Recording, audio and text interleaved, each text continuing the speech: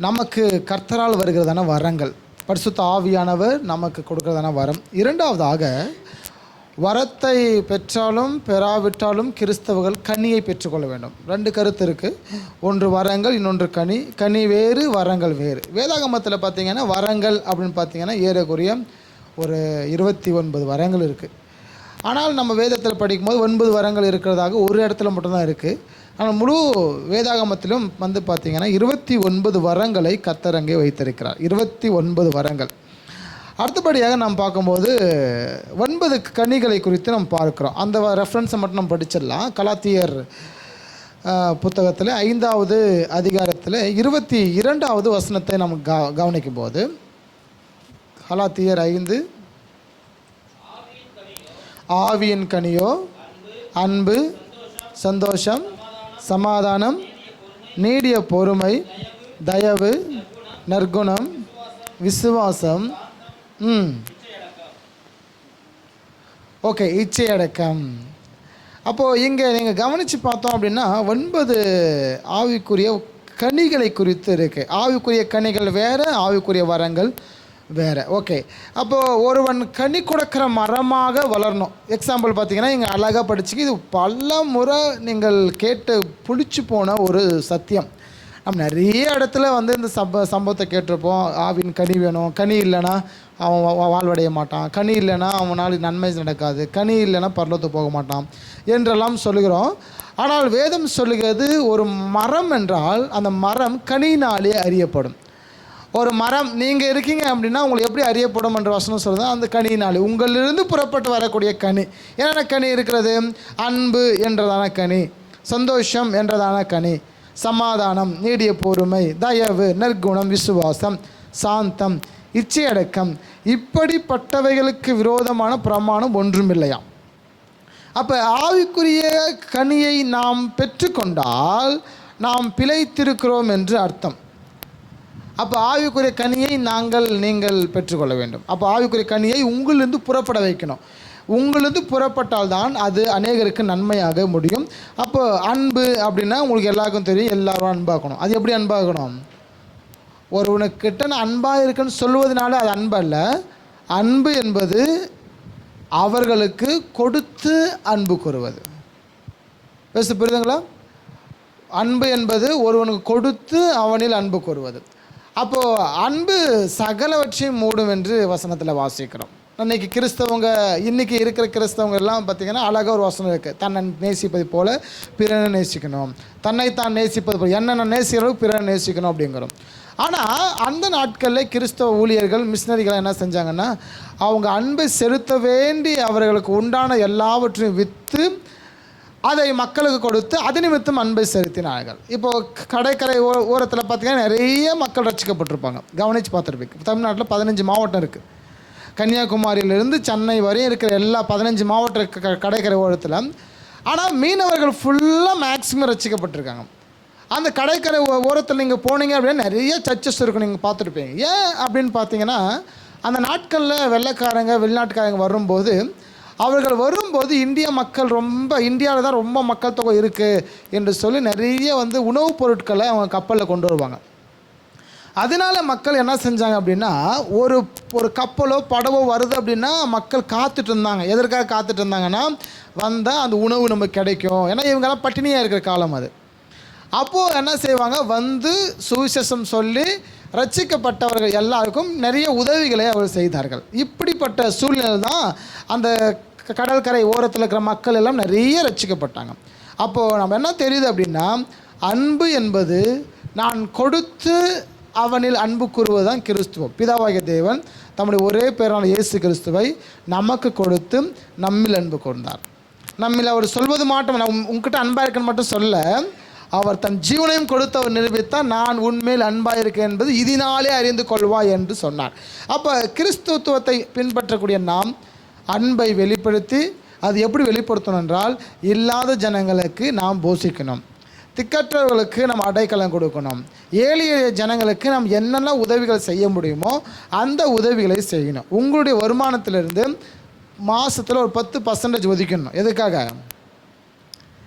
ஏழை ஜனங்களையும், திக்கற்ற மக்களையும், விதவைகளையும், நீங்கள் விசாரிப்பதற்கு, அவங்க கொடுப்பதற்கு, செலவு செய்வதற்கு, சில பிள்ளைகளை நீங்கள் வந்து ஏதாவது கொஞ்சம் படிக்க வைப்பதற்கு, எதெல்லாம் உங்களால் முடியுமோ அதை செய்வதற்கு உங்களுடைய சேலரியில் ஒரு 10% ஏழை எளிய ஜனங்களுக்காக நீங்கள் ஒதுக்கணும். அப்போ நான் கொடுத்து அவர்களில் அன்பு கூறுகிறேன். நான் கொடுத்தாதான் அன்பு கூற முடியும். இன்றைக்கி இருக்கிற கிறிஸ்டியானிட்டி பார்த்திங்கன்னா அந்த நாட்களில் தங்களுக்கு உண்டானதை விற்று ஊழியம் செய்தார்கள், அன்பு காட்டினார்கள். இன்று அவர்கள் இன்றைக்கி கிறிஸ்துவம் என்றாலே என்னென்னா வேகமாக பணம் சேர்த்த விரும்புகிறோம், வேகமாக சம்பாதிக்க விரும்புகிறோம், வேகமாக நன்மை நடக்கணும்னு நினைக்கிறோம், ஐஸ்வர்யம் இருக்க வேண்டும் நினைக்கிறோம், வண்டி வாங்குகிறோம். அன்றைய நாட்களில் இருந்த விற்றாங்க, ஊழியம் செய்தாங்க, வருகைக்காக காத்திருந்தாங்க.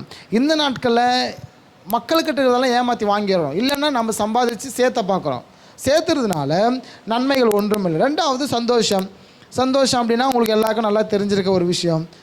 எப்போவுமே வந்து நிறைய சபைகளில் கேட்பாங்க, சந்தோஷமாக இருக்கீங்களா, சந்தோஷமாக இருக்கீங்களா அப்படின்னு நான் துக்கமாக கேட்டால் தான் மேட்ரு. உங்களுக்கு சந்தோஷமாக இருக்கீங்களா நான் துக்கமாக கேட்கணும். அப்போது சில பேர் சொல்லுவாங்க, அவன் சந்தோஷம் இல்லாதனால தான் சர்ச்சுக்கே வரான் அப்படிம்பாங்க. அவங்ககிட்ட போய் சந்தோஷமாக இருக்கியே அப்படின்னு கேட்குறியே. சந்தோஷம் இல்லாத மட்டும் சர்ச்சுக்கு வர்றதில்ல, சந்தோஷமாக இருக்கிறவனும் சர்ச்சுக்கு வரான். நீங்களாம் எப்படி வரீங்க? சந்தோஷம் நீங்கள் வந்திருக்கீங்க, சூப்பர். ஒவ்வொருத்தரும் ஒவ்வொரு மாதிரி. ஆனால் தாவீது ராஜா சொல்கிறாரு, ஆலயம் போவோம் என்று வாருங்கள் என்று சொல்லப்படும் போது நான் மகிழ்ச்சியாக இருந்தேன் என்று சொன்னார். அப்போ ஒரு குழு சபைக்கு சந்தோஷமாக போகுது, நான் கர்த்தரை ஆராதிக்க போகிறேன், நன்மை பெறுகிற போகிறேன், வாக்குத்தத்தம் பெற போகிறேன், ஆசீர்வாதம் பெற்றுக்கொள்ள போகிறேன் என்று ஒரு கூட்டம் சந்தோஷத்தோடு வருகிறது. இன்னொரு கூட்டம் எனக்கு இருக்கிற கஷ்டங்கள் எப்படியெல்லாம் இருக்கிறது, அந்த கஷ்டத்தை எல்லாம் என் தேவன் ஏற்றுக்கொள்ளணும், என் தேவனுக்கு நான் சொல்லணும், என் வருத்தத்தோடு வலியோடு வேதனையோடு திருச்சபைக்கு வருகிறது. ஆனால் 2 பேருக்கும் நன்மை நடக்கிறது போகும்போது. ஆமென். ஆரம்பம் அற்பத்தில் ஆரம்பிக்கப்பட்டாலும் முடிவு இயேசு நாமத்தில் சம்பூர்ணமாய் முடிகிறது. அப்போ சந்தோஷமாக இருக்கணும். 3வது சமாதானமாக. சந்தோஷம் என்ற வார்த்தையில் உணவுன்னு சொல்லிடுறேன்.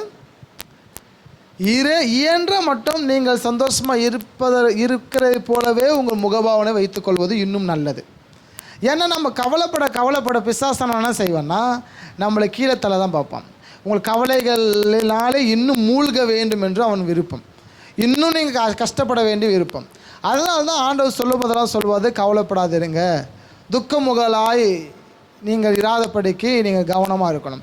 இயன்ற மட்டும் உள்ளே 1000 வழி இருந்தாலும் வெளியே மக்களோடு பேசும்போது சிரிக்கும்போது ஒரு சந்தோஷமாகவே நம்ம இருப்பது ரொம்ப நல்லது. துக்க காலத்திலும் என் தேவன் மகிழ்ச்சிக்குள்ளாக நடத்துகிற ஆண்டவர். ஆமென்.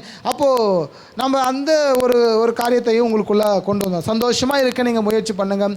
துக்கமாக இருக்க நீங்கள் ரொம்ப மக்கள் முன்பதாக அல்ல பிசாசனை உங்களை மடக்கி கொண்டே அமுத்தி கொண்டே இருப்பான், மக்கள் பக்கம் அமுத்தி கொண்டே இருப்பாங்க. நான் கர்த்தர் முன்பதாக தவிர ஒரு எங்கேயும் துக்கமாக இருக்கக்கூடாது. ஒரு ஆமென் சொல்லுவோமா?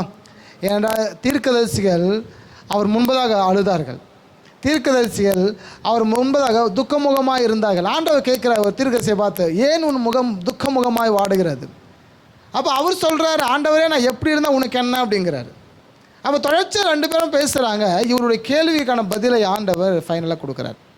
அப்போ இயன்ற மட்டும் நான் சந்தோஷமாக இருக்கேன் என்பதை நான் வெளிப்படுத்தி கொண்டே இருக்கேன். நான் சந்தோஷமாக இருக்கிறேன், ஏனென்றால் அவருக்குள் நான் பலனாக இருக்கிறேன். என் பலவீனத்தில் அவர் பலன் பூரணமாக தங்கினது தான். நான் பலவீனமானவன் தான், என்கிட்ட இல்லை தான், என்கிட்ட அழுகை இருக்குது, என்கிட்ட கண்ணீர் இருக்குது, என்கிட்ட வேதனை இருக்குது, எத்தனையோ தேவைகள் எனக்கு இருக்குது. ஆனாலும் கிறிஸ்து என்னில் உதித்தபடினாலே என்னுடைய குறைவுகள் எல்லாம் நிறைவானதாக அவர் மாற்றினார். ஆமென். அப்போ 3வதாக நாம் பார்க்கும்போது சமாதானம் உள்ளவளாக இருக்கணும். இயன்ற மட்டும் வேதம் சொல்லுகிறது, சமாதானம் பண்ணுகிற பாக்கியவான் அவன் தேவனு புத்திரன் எனப்படுவான். இது எல்லாமே கனிகள் என்பது நம்மக்கிட்டேருந்து புறப்படுகிற ஒன்று. நம்மக்கிட்ட புறப்பட்டு அது தேவனும் மனுஷர்களும் அதை ருசிக்க வேண்டும். உங்கள்கிட்ட இருக்கிறதான அந்த புத்தின்னு சொல்லுவோம் இல்லைங்களா, அந்த புத்தி உங்கள்கிட்ட இருந்த வரக்கூடிய எல்லா பிரதிபலிப்பையும் மக்களும் தேவனும் ருசிக்க வேண்டும். சமாதானம் உள்ளவளாக இருங்கள். 4வதாக நீடிய பொறுமை. நீடிய பொறுமை இல்லாததினாலே அநேக ஜனங்கள் நன்மையை இழந்தார்கள். ஆண்டவர் சொல்வதற்கு முன்பதாக இவர்கள் ஏதோ ஒன்றை செய்தபடினாலே அது ரொம்ப கஷ்ட காலத்தில் போய் முடிஞ்சது. எக்ஸாம்பிள், மோசஸ் அவர்கள் கவனிக்கும் போது அவர் நீடிய பொறுமை இல்லாமல் அந்த மலையை அடித்ததினாலே அது ஆண்டவர் அனுமதிக்கு முன்பதாகவே அங்கே அந்த கண்மலை பிளந்து தண்ணீர் வந்தது. அது மட்டும் இல்லாமல் தேவ அனுமதியை இல்லாமல் அநேக காரியங்களை செய்வது. ஆபிரகாம் ஆண்டவர் அழைக்கும் போது சொன்னான், ஆபிரகாமே நான் உன்னை தகப்பனாக்குவேன், நான் உன்னை தகப்பனாக்குவேன். அதற்கு உள்ளாக என்ன நடந்ததுன்னா, ஆகார் என்றதான ஒரு ஸ்திரீ உள்ளே வந்து இஸ்ரேல் ஜனங்களுக்கும் அந்த ஆபிரகாமுக்கும் மிகப்பெரிய மனநோவாக இருந்தார்கள் இஸ்மவேலர்கள். ஆண்டவர் புதிய ஏற்பாட்டில் சொல்லும்போது சொல்லுகிறார், ஆபிரகாமுக்கு கல்லுகளிலிருந்து பிள்ளைகளை பிறக்க வைக்க கர்த்தராலே முடியும். அவர் இங்கே சொல்கிறாரு, ஆபிரகாமுக்கு நான் தகப்பன் என்று சொல்லிட்டேன், அவனுக்கு சாராளுக்கு பிள்ளையே இல்லாவிட்டாலும் கல்லுகளிலிருந்து பிள்ளைகள் பெறும்படி நான் செய்திருப்பேனே என்று புதிய ஏற்பாட்டில் இயேசு கிறிஸ்து சொல்கிறார் அந்த வார்த்தையை. அப்போது நீடிய பொறுமை இல்லாமல் அவசரப்பட்டு முன்னடையாளமாக நான் ஏதோ ஒன்று செய்ய போகிறேன் என்று சொல்லி முன்கூட்டியே நான் அவசரப்பட்டு செய்வேன். கர்த்தர் உட்கார்ந்து ஜெபித்து நம்ம நாட்களையும் காலங்களையும் வருடத்தையும் தள்ளி செய்வது. காலங்கள் போவதுனால நம்முடைய வெற்றி தள்ளி போயிடுச்சு என்ற அர்த்தம் அல்ல, நம்ம வெற்றி எடுத்து போட்டது என்ற அர்த்தம் அல்ல. கொஞ்சம் காலத்திற்கு உங்கள் வெற்றியை ஆண்டவர் கொஞ்சம் ஸ்டெப்பு தள்ளி வச்சிருக்கிறார். ஏனென்றால் இன்னும் பலப்படுத்த, இன்னும் உன்னை பலப்படுத்துவதற்காக, இன்னும் உன்னை சுகப்படுத்துவதற்காக, இன்னும் உன்னை வந்து பெஸ்ட்டாக வைப்பதற்காக உங்கள் வெற்றி என்ன செய்யப்பட்டிருக்குன்னா தள்ளி வைக்கப்பட்டிருக்கு, தடை செய்யப்படவில்லை. பிசாசு நோக்கம் உங்கள் வெற்றி தடை செய்ய வேண்டும். ஆண்டவன் நோக்கம் உங்கள் வெற்றியை தள்ளி வைத்தாகிலும் உன்னை அதில் உறுதியாக நிற்க வைப்பது. எப்பொழுதுமே வெற்றி உங்கள்கிட்டருந்து நகர்ந்து போக போக போக மனுஷர்கள் பலப்பட்டு கொண்டே இருப்பாங்க, அவர்கள் ஆசீர்வாதமாக கொண்டே இருப்பாங்க, இன்னும் ஸ்ட்ரென்த் ஆகிட்டே இருப்பாங்க, நன்மையை பெற்றுக்கொண்டே இருப்பாங்க. எனவே நீடிய பொறுமையுள்ளவர்களாக இருங்கள். பொறுமையாக இருக்கும்போது ஆண்டவர் சொல்லுகிறவரை அவர்கள் காத்திருக்க வேண்டும். ஹல்லேலூயா. எக்ஸாம்பிள், சவுல் மன்னனும் தாவீது ராஜாவும். தாவீது ராஜா அபிஷேகம் செய்யப்பட்டார். தாவீது ராஜா அபிஷேகம் செய்யப்பட்ட பிற்பாடு அவருக்கு தெரியும், அவர் சாமுவேல் சொல்லிட்டார் நீ ராஜா என்று சொல்லி.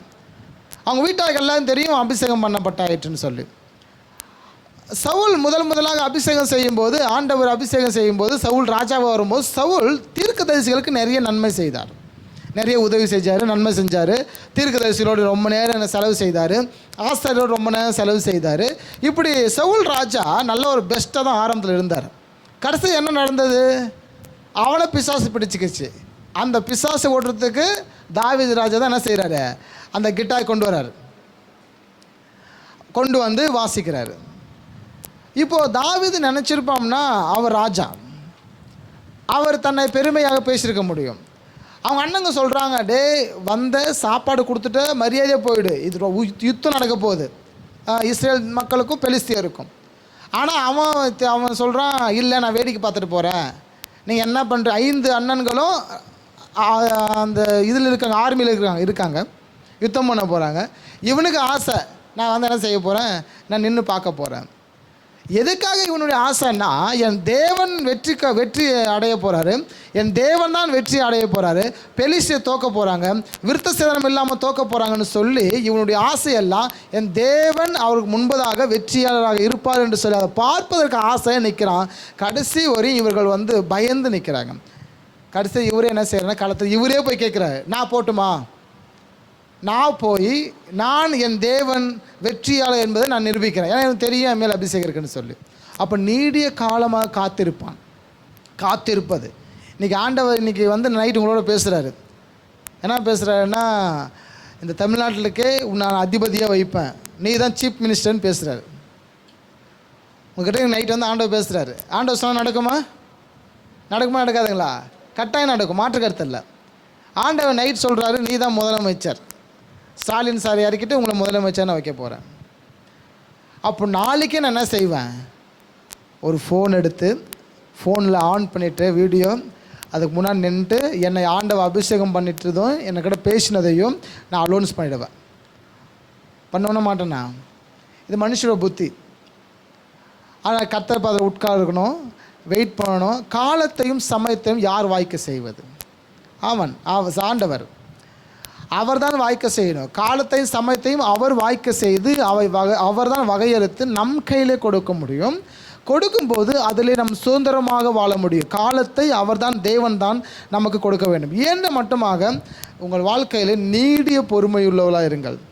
2 நிலைகளை நீங்கள் கவனிச்சுக்கணும். 1, சந்தோஷமும் உங்கள் வாழ்க்கையில் துக்கமும் 2மே டெம்பரவரி.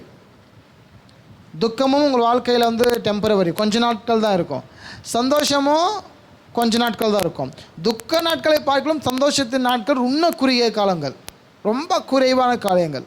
அதனால தான் நம்ம வந்து கஷ்டப்படும் போதும் நம்ம பெஸ்ட்டாக வாழ கற்றுக்கணும். பவுல் சொல்கிறாரு, நான் எந்த நிலையிலும் மனரமியமாக இருக்க கற்றுக்கொண்டேன். வாழ்ந்திருக்கவும் தெரியும், எனக்கு தாழ்ந்திருக்கவும் தெரியும். அப்போ நமக்கு வாழ்ந்திருக்கவும் தெரியணும், தாழ்ந்திருக்கவும் தெரியும். 2 காரியம் கவனிச்சுக்கணும். சந்தோஷமாக இருக்கும்போது யாருக்கும் சத்தியம் பண்ணி தரக்கூடாது. துக்கமாக இருக்கும்போது, கோபமாக இருக்கும்போது எந்த முடிவும் எடுக்கக்கூடாது. 2மே தவறானது. நான் சந்தோஷமாக இருந்து உடனே, நான் ஹாப்பியாக இருந்த உடனே நம்ம என்ன சொல்கிறோம், உடனே ஒரு சத்தியம் பண்ணிடுறோம். உனக்கு அவளை தருவேன், உனக்கு அதை பண்ணுவேன், உன்னை அங்கே கூப்பிட்டு போவேன், உங்களுக்கு அதை செய்வேன்னு சொல்லி உடனடியாக சத்தியம் பண்ணிவிட்டு இருக்கிற காசு எல்லாத்தையும் என்ன செய்வோம், அழிச்சிட்டு உக்காந்துட்டு இருப்போம் 4 நாளில். சந்தோஷப்படுத்திட்டான் ஒரு மனுஷன், சந்தோஷப்படுத்தினாலே வாய்க்கு வரதெல்லாம் வாக்குறுதியாக கொடுப்பது, வாக்குறுதி கொடுத்ததுக்காக வாழ்வது, அதுக்கு கொஞ்சம் காலம் தேவை. 2வதாக துக்கமாக இருக்கும்போது இல்லை கோபமாக இருக்கும்போது, கோபப்படும் போதும் சரி துக்கப்படும் போதும் சரி நீங்கள் எடுக்கிற எந்த முடிவும் சரியானது கிடையாது. இப்போ இது 2த்துக்கும் நான் என்னங்க செய்கிறதுன்னு சொன்னேன், காலத்தை நீங்கள் ஆற போட்டணும். துக்கமாக கோபமாக இருக்கீங்கன்னா எந்த முடிவும் எடுக்கக்கூடாது. ஆண்டவரே கொஞ்சம் இருக்கிறதே என்ன செய்யணும், அப்படியே வெந்ததை சாப்பிட்டு அப்படியே காலத்தை கடக்கணும். காலம் சரியான நேரம் உங்களுக்கே ஆண்டவர் ரொட்டேட் பண்ணி கொடுப்பாரு, அந்த காலத்தை உங்களுக்கு புரிய வைப்பார். அப்போது அதை நீங்கள் செய்ய முடியும். அப்போ 2 நிலையில் நீங்கள் இருக்கும்போது உங்கள் நாட்களையும் காலங்களையும் நீங்கள் ஆற போடுவது நல்லது. அவசரப்பட்டு வாக்குறுதியையும் அவசரப்பட்ட கோபத்தின் காலத்தில் துக்கத்தின் காலத்தில் முடிவுகளையும் எடுக்காமல் அந்த காலத்தை நீங்கள் ஆற போட்டு கர்த்தருடைய வார்த்தைக்காக காத்திருப்பது, இது உங்களிலிருந்து புறப்படக்கூடியதான ஒரு வகையான கனி. 5வதாக பார்க்கும்போது தயவு. யாவர் மேலும் தயவுள்ளவர்களாக இருங்கள். உங்களுக்கு விரோதமாய் ஒருவன் பாவம் செய்தாலோ, உங்களுக்கு விரோதமாய் தீமை செய்தாலோ, இல்லைன்ற அநியாயம் செய்தாலோ இயன்ற மட்டும் அவர்கள் மேலே நீங்கள் தயவாக இருங்கள், அவர்கள் இரக்கமாக இருங்க. எப்பவுமே நம்ம நினைக்கிறோம் நம் கண்களிலிருந்து அவனுக்கு இரக்கம் கிடைக்காது. ஏனென்றால் நம் கிறிஸ்தவத்தை தரித்து கொண்டிருக்கிறோம். அப்போது ஒருவருடைய பாவத்தை நீங்கள் மன்னித்தால் பரமபிதா உங்களுடைய தப்பிதங்களை மன்னிக்கிறார். ஒருவேளை அந்த தப்பு நீங்கள் செய்யாவிட்டாலும் ஃபியூச்சருக்கு ஒருவேளை ஏதாவது நீங்கள் தவறான வழியில் போகும்போதும் நீங்கள் மன்னித்ததற்கு அடையாளமாக ஆண்டவர் அதை மன்னித்து ஏற்றுக்கொள்வார். ஏனென்றால் எல்லாம் கணக்கில் வைக்கப்பட்டிருக்கிறது. அவர் கண்களுக்கு முன்பதாக எல்லாவற்றும் நிர்மாணமாயும் வெளியரங்கமாக இருக்கிறது. அவருக்கு நம்ம கணக்கு ஒப்புவிக்க வேண்டும். நீங்கள் எங்கன ஓடுங்க, அவருடைய கண் இமைகள் உங்களை சோதித்தருகிறதாக சங்கீதத்தில் வாசிக்கிறோம். அவர் கண் இமைகள் உங்களை சோதித்தருகிறது. யார் எங்கே இருக்கிறோம் என்று கவனித்து கொண்டு இருக்கிறார். அவர் கண்களுக்கு முன்பது எல்லாம் நிர்வாணமாக இருக்கிறது, வெளியரங்கமாக இருக்கிறது. நம்ம கணக்கு ஒப்புவிக்க வேண்டும். ஓடவும் முடியாது, ஒளிய முடியாது. வசனம் சொல்வது, பாவம் உங்களை பின்தொடர்ந்து வரும் என்று நிச்சயமாக அறிந்து கொள்ளுங்கள். எங்கே ஓட முடியும்? நான் இந்த ஊரில் தவறு பண்ணிவிட்டு அடுத்த ஊருக்கு ஓட முடியும், அந்த ஊரை தவறு பண்ணிட்டு அடுத்த ஊருக்கு ஓட முடியும். பாவம் உன்னை பின்தொடர்ந்து வரும் என்று நிச்சயமாக அறிந்து கொள்ளுங்கள். ஆனால் நன்மை செய்தால் மேன்மை இல்லையோ என்று வசனத்தில் வாசிக்கிறோம். நன்மை செய்தால் மேன்மை இருக்கிறது. அவள் பாவம் செய்கிறவர்கள் அந்த பாவத்திற்கு விலகி ஓடாமல் அந்த பாவத்திற்கு பரிகாரியாக கிறிஸ்துவண்டைக்கு வரும்போது அவர் சகல பாவங்கள் நீக்கி நம்மை சுத்திகரிக்கிறார். அவரால் முடியும். நான் தவறு செய்தேனானால் அதிலிருந்து விடுதலையாக்க அவரால் முடியும். நான் பாவி என்றால் அதிலிருந்து விடுதலையாக்க அவரால் முடியும். ஆனால் சத்தம் வரும்போது நான் எழுந்து கொள்ள வேண்டும். இல்லை என்றால் அந்த சவுண்டை கேட்டு கேட்டு கேட்டு என் இருதயம் மறுத்து போயிருக்கும். குத்தப்பட்ட இருதயம் தான் கர்த்தரை ஏற்றுக்கொள்ளும். குற்ற உணவே வரல அப்படின்னா அந்த ஆத்மா உயிரடையிலன்னு அர்த்தம். அது மறுத்து போயிருக்கு. ஆத்மா அவன் ஆவி மறுத்து போயிருக்கு என்று அர்த்தம். பாவத்திற்கு மரித்து போயிருக்கு என்று அர்த்தம். அப்போது இயன்ற மட்டும் தயவு உள்ளவர்களாக இருங்கள், மக்கள் மேல் கரிசனை உள்ளவர்களாக இருங்கள். இதெல்லாம் பார்த்தீங்கன்னா கனிகள். இது நான் தாயின் கருவையிலேருந்து வரும்போதே இந்த கனி எனக்கு கிடைக்கல. இடைப்பட்ட காலத்தில் இயேசு என்ற அந்த ஆண்டவரை நான் வணங்கும் போது, அவரை தொழுது கொள்ளும் போது பரிசுத்த ஆவியானவர் வரங்களினால் நிரப்புவது போல கனியினாலும் நிரப்பி எண்ணெயிலிருந்து வருகிற அந்த கனிகள் மக்கள் பயன்பெறும்படி செய்தார். அப்போ தயவுள்ளவர்களாக இருக்க கற்றுக்கொள்ள வேண்டும். 6வதாக விசுவாசம். ஆண்டவர் மேலே விசுவாசம் கொள்ளணும், வசனத்தின் மேலே விசுவாசம் கொள்ளணும். எந்த வாக்கு தத்தங்களை ஆண்டவங்களுக்கு கொடுத்திருக்கிறாரோ அந்த வாக்கு தத்தத்தின் மேலே விசுவாசம் கொள்ளணும். அது மட்டும் இல்லாமல் நீங்கள் ஆண்டவர்கிட்ட ஜெபித்த உடனே அது நடக்குமா நடக்காதா அப்படின்னாலே அது நடக்காது. அவர் அண்டையில் நீங்கள் விண்ணப்பம் பண்ணிட்டீங்கன்னா, அவங்ககிட்ட ஜெபம் பண்ணிட்டீங்கன்னா நீங்கள் நம்பணும், ஆண்டவரே உங்கள்கிட்ட நாங்கள் சொல்லிட்டோம், நீங்கள் அதை செஞ்சு கொடுங்க. அது செய்தாலும் செய்ய விட்டாலும் நீங்கள் பார்த்துக்கோங்க, அதோட நான் மறந்துட்டு போயிட்டே இருக்கிறேன். நான் விண்ணப்பம் பண்ணிவிட்டு அதை முழுவதும் நான் நம்புகிறேன். ஏனென்றால் நம்பிக்கைக்கு பாத்திரவான், விசுவாசம் உள்ளவனாக இருக்கணும். எல்லா வசனமும் உங்கள் வாழ்க்கையில் கிரியை செய்யும் என்று நம்பணும். ஆண்டவர், அதாவது கிறிஸ்தவத்தில் மிக முக்கியமானது என்னென்னு பார்த்தீங்கன்னா விசுவாசம் தான், ஃபெய்த்ஃபுல். அவரை முழுவதும் நம்ம நம்பக்கூடியவங்களாக இருக்கணும். அப்போ அவரை நம்பும் போதே நமக்கு நன்மைகள் உண்டாக ஆரம்பிக்கும். 7வது சாந்தம். வசனத்தை படிக்க படிக்க படிக்க உங்கள் இருதயம் சாந்தமாக மாறிடும். சண்டை போட மாட்டீங்க, கோவப்பட மாட்டீங்க, திட்ட மாட்டீங்க. அதுக்கு முன்னாடி அவன் வந்து அருவத்துக்குவான், அதுக்கு முன்னாடி கெட்ட வார்த்தை பேசுவான், அதுக்கு முன்னாடி அடிப்பான், குத்துவான், கொல்லுவான், சண்டைக்குன்னா முன்னாடி போய் நிற்பான். ஆனால் இயேசு என்ற தெய்வத்தை அவன் ருசிக்க ருசிக்க அவனுக்குள்ளாக ஒரு சாந்தம் புறப்பட்டு வரும். இயேசு சொல்லுகிறார், ஒரு கணத்தில் அழிந்தேன்னு பார்த்து சொல்கிறார், மறு கணத்தில் அழிந்து போ. அதுக்கு அடையாளம் என்னன்னா சாந்தத்தையும் அவர் வெளிப்படுத்தி கொண்டிருக்கிறார். அவர் நான் ரொம்ப சாந்தமாக இருக்கிறேன் என்பதையும் அவர் வெளிப்படுத்துகிறார். அப்போது நான் அடித்து அடி வாங்கிக்கணுமா அப்படின்னா அப்படியும் அர்த்தம் அல்ல.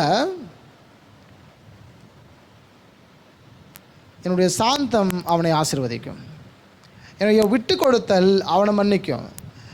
நான் கோபப்படுவதனால், ஒரு நீதிமானுடைய கோபங்கள், உக்கிரங்கள் ஆப்போசிட்டில் இருக்கிற எல்லா நபர்களையும், அதாவது அருவருப்பானவர்கள், துன்மார்க்கத்தை அழிச்சிடும். அப்போது நான் என்னால் அவர்கள் யாரும் பழிக்காதபடிக்கு நான் சாந்தமுள்ளவனாகவே இருப்பது நல்லது. ஆவின் கனியில் இன்னொரு அடையாளம், கிறிஸ்தவத்தை தொழுது கொள்ளுகிறவங்க, சபைக்கு போகிறவங்க, ஏற்றுக்கொண்டவங்க, பைபிள் படிக்கிறவங்களாம் கோபமே வரக்கூடாது. ராமன் சொல்லுவோமா, என்ன பண்ணக்கூடாது? கோபம் கொண்டால் பாவம் செய்யாது என்று வசனம் இருக்கிறது. உங்களை அழைச்சி ஆராய்ஞ்சு பார்த்துக்கணும். அப்போ என்னுடைய கோபத்தின் நிமித்தம் பாவங்கள் புறப்பட்டு வருது, செயல் மூலமாக, பேச்சின் மூலமாக. கோபப்படுவதனால எந்த லாபமும் மனுஷனுக்கு கிடையாது. அது அவனையும் நஷ்டப்படுத்திக்கிட்டு பிறரையும் நஷ்டப்படுத்தும். என் கோபத்தின் நிமித்தமாக விளைவுகள் மக்களுக்கு உண்டு, என்னை சுற்றி இருக்கிற மக்களுக்கு உண்டு. அது எனக்கும் மிகப்பெரிய கஷ்டம், எனக்கும் பாதிப்பு. அப்போ கோபங்களை இயன்ற மட்டும் நம்ம அவாய்ட் பண்ணுவது நல்லது. கோபப்படுவதனால் எந்த லாபமும் இல்லை. கோபப்படும் போது இயன்ற மட்டும் வாயை முடியும், அமைதியாக இருங்க, பேசாமல் இருங்க. நம்பர் 1 அதுதான் கடினமே. நமக்கு கோபம் வந்தால் பேச்சு எங்கேருந்து வருதுன்னு தெரியல. கோபம் வந்துடுச்சு அப்படின்னா அவன் முதல் ஆயுதமே என்ன செய்யணும்னா பேசாமல் இருக்கணும். பேசாமல் இருந்தால் 50% ஜெயிச்சிட்டான்னு அர்த்தம்.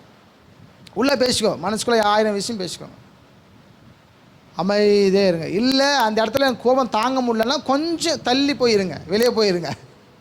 வீட்டுக்குள்ளே கோபமாக இருக்கா, அப்படி கொஞ்சம் வெளில போய் கொஞ்சம் உட்காந்து அப்படி ரோடை பார்த்தேன்னா, காற்றை பார்த்தேன்னா, மரத்தை பார்த்துட்டுங்க, இயற்கையை சுவாசிச்சுட்டு இயற்கையை கூட பேசிக்கிட்டு அப்படி இருங்க. எப்படியோ கோபத்தை கண்ட்ரோல் பண்ணுவது கற்றுக்கொள்ளணும். ஸ்டார்டிங்கில் ஆரம்பத்தில் வந்து எல்லாத்தையும் நம்ம கோவப்பட்டோம், போக போக போக போக அப்படியே கம்மி பண்ணிட்டோம். இப்போது குறிப்பிட்ட நபர்கிட்ட மட்டும்தான் கோபப்படுறோம். ரொம்ப குறிப்பிட்ட ஒரு நபர்கிட்ட மட்டும் நம்ம கோவப்படுறோம். மேக்ஸிமம் என்ன வேணால் நடக்கட்டும், நம்ம டென்ஷன் ஆகிறது கிடையாது. ரொம்ப கூலாக போய் சாஃப்டாக அப்படி பேசிட்டு போயிட்டே இருக்கிறோம். கோபமே வராதா அப்படிங்கிறாங்க. எனக்கு கோபம் வந்த காலங்கள் இருந்தது, இப்போ என்னமோ அது வரமாட்டேங்குது. 1000 விஷயம் பேசு, நான் கூலாக சாஃப்டாக தான் பேசுகிறோம். நம்ம வசனத்தை படிக்க, ஏன்னா கோபத்தின் நிமித்தமாக பாவங்கள் ஏதோ ஒரு வகையில் பிறக்க ஆரம்பிக்கும். அதனாலே நாம் எல்லா வகையிலும் சாந்தம் உள்ளவளாக இருங்கள். 8வதாக நல்ல குணம், நல்ல குணசாலியாக இருக்க வேண்டும். குணசாலியான ஸ்திரீ என்று வசனத்தில் வாசிக்கிறோம். பெண்கள் குணசாலியான ஸ்திரீயாக இருக்கணும் அப்படின்னு சொல்லி பைபிள் இருக்குது. அப்போ ஆண்கள் குணசாலியாக இருக்க வேணாவா அப்படின்னு அடுத்த கேள்வி. பெண்கள் குணசாலியாக இருக்கணும் அப்படின்னு சொல்லி வசனத்தில் இருக்குது. அவர்கள் வந்து இந்த நாட்டில், இந்த உலகத்தில் பெண்கள். ஆனால் பரலோகத்தை பொறுத்தவரையும் நம்ம எல்லோரும் வந்து மனவாட்டிகள். பெண்கள் மனவாட்டி. நீங்கள் பார்க்குற இன்றைக்கி பொண்ணு மாதிரி யோசிக்கக்கூடாது. இந்த உலகத்தினுடைய மேனி வேறு, பரலோகம் மேனி வேறு. இந்த உலகத்தில் உணர்வு, அந்த உடல் பாவனை, அந்த உடலோட ஸ்ட்ரக்சர் எல்லாம் வேறு. பரலோகத்தில் இருக்கக்கூடிய உடல் பாவனை, அந்த ஸ்ட்ரக்சர், அந்த மைண்டு எல்லாம் வேறு. நாம் இன்றைக்கி மாதிரி யோசிக்கக்கூடாது. ஸோ நம்ம எல்லோரும் வந்து பெண்மைக்குரிய அடையாளமாக இருக்கிறோம். ஏன்னா கிறிஸ்து மணவாளன், நாம் எல்லோரும் மணவாட்டி, திருச்சபை, ஒரே சரீரத்தின் அவயங்களாக இருக்கிறோம். ஸோ குணசாலியான ஸ்திரியை கண்டுபிடிக்கிறது பாக்கியவான். ஆண்களுக்கு சொன்னப்பட்ட வார்த்தை, கல்யாணத்தில் எல்லாருக்கும் சொல்கிற ஒரு கருத்து. குணசாலியாக நம்ம வாழ வேண்டும் என்று ஆண்டவர் விரும்புகிறார். ஏனென்றால் அவர் நம்மை கண்டுபிடித்து அவர் நம்மை தோளில் தூக்கி போட்டு போகிறார். ஒரு காணாமல் போன ஆடு, ஒரு ஆடு காணாமல் போனது. அந்த ஆட்டை கண்டுபிடித்தவன் அதை 2 திட்டி அடித்து தோளில் போட்டுன்னு அப்படியே கொஞ்சிட்டு அடிச்சுன்னு போகிறாரு. அப்போ கிறிஸ்து நம்மை அப்படிப்பட்ட ஒரு நிலையிலே காணாமல் போன ஆட்டை போல வைத்து நல்ல குணசாலியான ஒரு ஸ்திரியை போல குணமுள்ளவனாக இருக்கான். ஏன்னா பணம் 10 செய்யும், அதுபோல தான் பெண்கள் 10 செய்வாங்க. ஒரு பெண் வந்தால் வீடு கட்டப்படும், அதே பெண் வந்தால் வீடு இடிக்கப்படும். வசனம் சொல்வது புத்தி உள்ள ஸ்திரீ தன்னுடைய வீட்டை கட்டுகிறாள். வீடு அப்படின்னா எல்லாமே கலந்தது. அந்த வீட்டில் பெண் சரியாக இல்லை அப்படின்னா பிள்ளைகள் எதிர்காலம், கணவன் எதிர்காலம், சொசைட்டியுடைய மதிப்பு மரியாதை எல்லாம் போயிடும். பெண்களுடைய மகிமை தான் கணவனுடைய தோளில் இருக்கிற ஷால் மாதிரி. நம்ம நீதிமொழிகள் 31 படிச்சிருப்போம். அது 30வது அதிகாரத்தை 31 கவனித்து பார்த்துறீங்கன்னா அவனோட தலை நிமிர்ந்து நடக்கும், ரோடில் நடக்கும்போது பெண்மைக்குரிய அடையாளம். அப்போ அந்த இடத்துல உங்களை நீங்கள் பாவிச்சுக்கணும். நான் சரியாக இருப்பேன் அப்படின்னா என் தேவனாக கர்த்தர் இந்த பூமியில் எப்படி நடப்பார்னா தலை நிமிர்ந்து நடப்பார். நான் ஒரு பெண்ணாக பாவிச்சுக்கணும். காலையில் எழுந்து என்னோடய வீட்டாருக்கு ஆகாரத்தை கொடுக்கணும். காலையில் எழுந்து 7 ஜனங்களுக்காக நான் ஜெபித்து அவங்களுக்குடைய எல்லா குறைவுகளையும் நிறைவாக்குறது என் வேலை. அந்த அதிகாரத்தை படிக்கும் போதெல்லாம் ஒவ்வொரு ஆண்களும் படிக்கும்போது நினச்சிக்கிறோம், என் இயேசு கிறிஸ்து மணவாளன், நான் மணவாட்டி. ஸோ மணவாட்டியுடைய தன்மையை நான் எல்லாவற்றையும் நான் வருவித்து கொள்ள வேண்டும் என்று சொல்லி. லாஸ்ட் 9வது இச்சையடக்கம், கனிகள். இச்சையடக்கம் என்று சொன்னால் ஒரு ஆண் பெண்ணோட, பெண் ஆணோட அந்த மாதிரி இச்சை மாத்திரமே. இச்சை என்றால் ஒரு ஆசை. ஆசை என்பது எல்லாவற்றையும் மேலும் வருகிறது. வீட்டு மேலே, வாசல் மேலே, நிலங்கள் மேலே, ட்ரெஸ்ஸு மேலே, நம்ம போட்டிருக்க நகைகள் மேலே, எல்லாத்து மேலே ஓவராலாக என்ன செய்யுது? இச்சை வருகிறது. அப்போ இச்சை அடக்கம் இருக்கணும். ஒருத்தர் பார்த்தோன்னே அவர் நல்ல ஒரு டூவில் பைக் எடுத்துனா உடனே நம்மளுக்கு அவர் பொறாமப்படக்கூடாது. ஐயோ எனக்கு இல்லையே ஆண்டவரே உம்மை ஆராதிக்கிறேனே, எனக்கு வண்டி இல்லையேன்னு சொல்லிட்டு இருக்கக்கூடாது, வீடு இல்லையேன்னு சொல்லிட்டு இருக்கக்கூடாது. நமக்கு நிலையான நகரம் இங்கே இல்லை. பவுல் சொல்லுகிறார், வரப்போகிற மனுஷன் நாடு தேடி ஓடிக்கொண்டே இருக்கிறான். அப்போ வரப்போகிறது என்ன? கர்த்தருடைய வருகை, இல்லை என்றால் நம்முடைய மரணம். அப்போ 2 நாள் மனுஷன் முன்பதாக வைக்கப்பட்டிருக்கு. ஒன்று, நீங்கள் இந்த ராத்திரியில் மரித்து போவீங்க, இல்லை என்றால் இந்த ராத்திரியில் கர்த்தர் வருகை வரும். அதனால் பவுல் சொல்லுகிறார், வரப்போகிற மனுஷன் நாடு தேடி ஓடுகிறான், அதற்காக இங்கே நிலையான நகரம் வேண்டாம் என்று அவர் பதிவு பண்ணுகிறார். நிலையான நகரம் இந்த பூமியில் நமக்கு இல்லை. அப்போது எதை நோக்கியும் இச்சிக்காதிருப்பாயாக. நம்ம எதையும் இச்சிக்கக்கூடாது. ஒருத்தன் சாப்பாட்டை பார்த்து இச்சிக்கிறோம், ஒருத்தன் சாப்பிட்டா அப்படியே ஒரு மாதிரி பார்க்குறோம். சில பேர் சாப்பிட முடியாவிட்டாலே மொபைலில் பார்க்குறான், அவன் சாப்பிட்றதை இவன் பார்த்து நோக்கணும்ப்பான். கவனித்து பார்த்துருப்பீங்க. எனக்கு கிடைக்கல அப்படின்ற ஒரு ஆசை. சில பேர் எதெல்லாம் ஆசைப்படுவாங்களோ அதெல்லாம் நிறைய ஃபோனில் பார்ப்பாங்க. கவனித்து பார்த்துருப்பீங்க. பெண்கள் ஃபோன் எடுத்தாலே அதில் என்ன இருக்கும்? ட்ரெஸ்ஸுங்க, அப்புறம் இந்த கம்மல், காதுக்கு போகிறது, மூக்குக்கு போகிறது நிறைய இருக்கும். அவங்களுடைய ஆட் பார்த்தாலே ஃபுல்லாக அதான் அப்படி பார்த்து ரொப்பி வச்சுருப்பாங்க. பட் அவங்க வாங்கணும்னு ஆசை கிடையாது, கிடைக்காதுன்னு அவங்களுக்கும் தெரியும். இருந்தாலும் ஒரு ரவுண்ட் என்ன செய்கிறோம்? பார்க்குறதாக நம்ம என்ன செஞ்சுக்கிறோம்? ஒரு ஆசையை தீர்த்திக்கிறோம். அந்த ஆசை இச்சையாக மாறக்கூடாது அப்படின்னு சொல்லிகிட்ருக்கோம். நான் பேசுங்க, புரியுதுங்களா? ஆசை தான் இச்சையாக மாறும். ஆசை என்பது இப்போ பார்த்துட்டு இப்போயே விட்டுட்டு போயிடுறது. அது இப்போ ஒரு வீட்டை பார்க்கணும்னா இந்த வீடு மாதிரி நமக்கு வீடு தான் நல்லாயிருக்கும், இது ஆசை. அதுமேலே பைத்தியம் கொள்வது, அந்த வீட்டில் இருக்கிற எல்லாருமேலும் பைத்தியம் கொள்வது, அதுமேலே பைத்தியமாக இருப்பது, அந்த பைத்தியக்காரத்தை ஆண்டவர்கிட்ட கெஞ்சுவது, ஆண்டவரே அவனுக்கு வீடு இருக்கு. அவர் சொல்லுகிறாரு, உயிருதயம் கலங்காது இருக்கட்டும். இதெல்லாம் பார்த்தும் உயிருதயம் என்ன செய்யக்கூடாது? கலங்காது இருக்கட்டும். அவனை பார்த்து இதயம் கலங்காத, அது உலகம், பிசாசு, உலகம், மயக்கம், அவன் வாழ்கிறான், உன் இருதயம் கலங்காது இருப்பதாக. ஆண்டவர், ஐயோ அவன்லாம் வீடு கட்ட நான் கட்டவே இல்லையே, உயிருதயம் கலங்காது இருப்பதாக. அவன் வண்டி வாங்கி நான் வண்டி வாங்கலே, உயிருதயம் கலங்காது இருப்பதாக. அவன் நல்லா ட்ரெஸ் பண்ணுறான், ஆண்டவரே நான் ட்ரெஸ் நல்லா பண்ணலையே, உன் இருதயம் கலங்காது இருப்பதாக. அப்போ தான் அவர் வார்த்தை சொல்கிறாரு, என் பிதா வீட்டு அநேக வாசஸ்தலங்கள் இருக்குது, இருந்தால் நான் ஒரு வீட்டை கட்டித்தரேன், அதுக்குள் நீ பிரவேசிக்க போகிற. அதனால தான் சொல்கிறாரு, உன் இருதயம் எதை பார்த்தும் கலங்காது இருப்பதா. யாரை பார்த்தும் இருதயம் கலங்க வேண்டிய அவசியம். அப்போது ஆவிக்குரிய கனி லாஸ்ட் 1 இச்சை அடக்கம். இந்த 9மே உங்களுடைய சரீரத்திலிருந்து புறப்பட வேண்டும், இல்லை என்றால் ஆத்மாவிலிருந்து புறப்பட வேண்டும். இதை பற்றி நம்ம சர்ச்சில் பல முறை பேசியிருக்கிறோம். நான் இந்த மெசேஜ் ஆனால் இப்போ எக்ஸ்ட்ரா கொஞ்சம் ஆட் பண்ணியிருக்கிறேன். இது வரையும் நான் பேசுனதெல்லாம் உங்ககிட்ட பேசிட்டோம். இப்போ எக்ஸ்ட்ரா இதுக்கப்புறம் பேசுகிறது எல்லாமே ரெண்டுத்தையும் நம்ம கம்பேர் பண்ணி பார்க்க போகிறோம். ஆவிக்குரிய கனிகள்: அன்பு, சந்தோஷம், சமாதானம், நீடிய பொறுமை, தயவு, விசுவாசம், சாந்தம், நற்குணம், இச்சையடக்கம். எனவே இந்த 9 கனிகளும் நம்மிலிருந்து புறப்பட வேண்டும். இதை ஒருவன் ப்ரொடியூஸ் பண்ணணும். இதில் 5 ஆகிலும் யாராவது இருக்கீங்க அப்படின்னா நீங்கள் ஒரு பாஸ் பண்ணிட்டீங்க அர்த்தம். இது 5 நீங்கள் இருந்தீங்கன்னா நிச்சயமாக நீங்கள் நம்பலாம், நீங்கள் பரலோகத்துக்கு போயிடுவீங்க. இந்த 9 அட்லீஸ்ட் ஒரு 5ஆவது, ஒரு 50% இருக்கணும். ஏன்னா நீங்கள் சாவறதுக்குள்ளே இன்னும் 2 ஏமாற்றிடுவீங்க. இன்னும் 2 ஆட் ஆகாது நம்மக்கிட்ட மேக்ஸிமம். ஃபஸ்ட்டு ஜபிக்கும்போது, ஃபஸ்ட்டு இயேசுவை ஏற்றுக்கொள்ளும்போது ஃபயர் அதிகம் நம்மக்கிட்ட, அனல் அதிகம். காலம் போக போக போக போக போக என்ன நடக்கும் அப்படின்னா, கர்த்தரால் தெரிந்து கொள்ளப்பட்ட நம்மையும் பிசாசை வஞ்சிப்பான். அவன் வஞ்சிக்கும் போது நம்மக்கிட்ட இருக்கிற சில குணங்கள் எல்லாமே தேவையில்லாத தவறாக மாற ஆரம்பிக்கும். அப்போ இந்த 9 5 ஆகிலும் உங்கள்கிட்ட நீங்கள் பாதுகாத்துக்கணும். அன்பு, கொடுத்து அன்பு கூறுவது, சந்தோஷம், சமாதானம், நீடிய பொறுமை, தயவு, விசுவாசம், சாந்தம், நற்குணம், 9வது இச்சையடக்கம். இந்த 9ல் ஒரு 5ஆவது உங்கள்கிட்ட ஸ்டேபிளாக இருக்கணும். இதுக்கு சந்தோஷம்னு எடுத்துனா என்னதான்ப்பா, நான் எவ்வளோ கஷ்டப்பட்டாலும் வெளியே சிரிச்சிட்டே தான் இருப்போம். எவ்வளோ வேணால் கஷ்டம் இருக்கட்டும், எவ்வளோ துன்பம் இருக்கட்டும், வெளில நம்மளை சிரிச்சிட்டே தான் இருப்போம். சில பேர் நம்மளை பார்த்து கேட்பாங்க, கவலையே இல்லையா அப்படிம்பாங்க. ஊர் வாழ்றதுக்கு எல்லா கவலை நமக்கு தான் இருக்குது, அது அவனுக்கு தெரியாது. ஆனால் நம்ம எப்படி இருக்கிறோம், கவலையே இல்லாத மாதிரி தான் இருப்போம். மக்கள் முன்பதாக சிரிச்ச முகத்தோடவே நம்ம காணப்போகிறோம். யாரை பார்த்தாலும் ஸ்மைல் பண்ணுறோம். அப்போது நம்ம சந்தோஷமாக இருப்பதற்கு முயற்சி பண்ணணும். இப்போ இந்த மாதிரியாக நம்முடைய வாழ்க்கையில், நம்முடைய சரீரத்திலேருந்து, நம்முடைய ஆத்மாவிலேருந்து இந்த மாதிரி கனிகள் புறப்பட்டு போக வேண்டும். இது மக்களுக்கு நன்மை. ஓகே, இந்த பக்கம் வந்துடுவோம். இப்போ இதுதான் ஃபஸ்ட்டு. நான் செகண்டை பேசிட்டு ஃபஸ்ட்டுக்கு வந்திருக்கிறேன். வரங்கள்.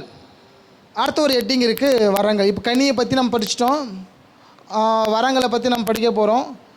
நான் நினைக்கிறேன் வரங்களை பற்றி படிக்கும்போது ஒரு வசனத்தை மாத்திரம் நம்ம வாசிக்க கேட்கப்போம். 1 கொரிந்தியர் 12வது அதிகாரத்தில், 1 Corinthians chapter 12 verse 1. இங்கே கவனிக்கும்போது வாசிங்க.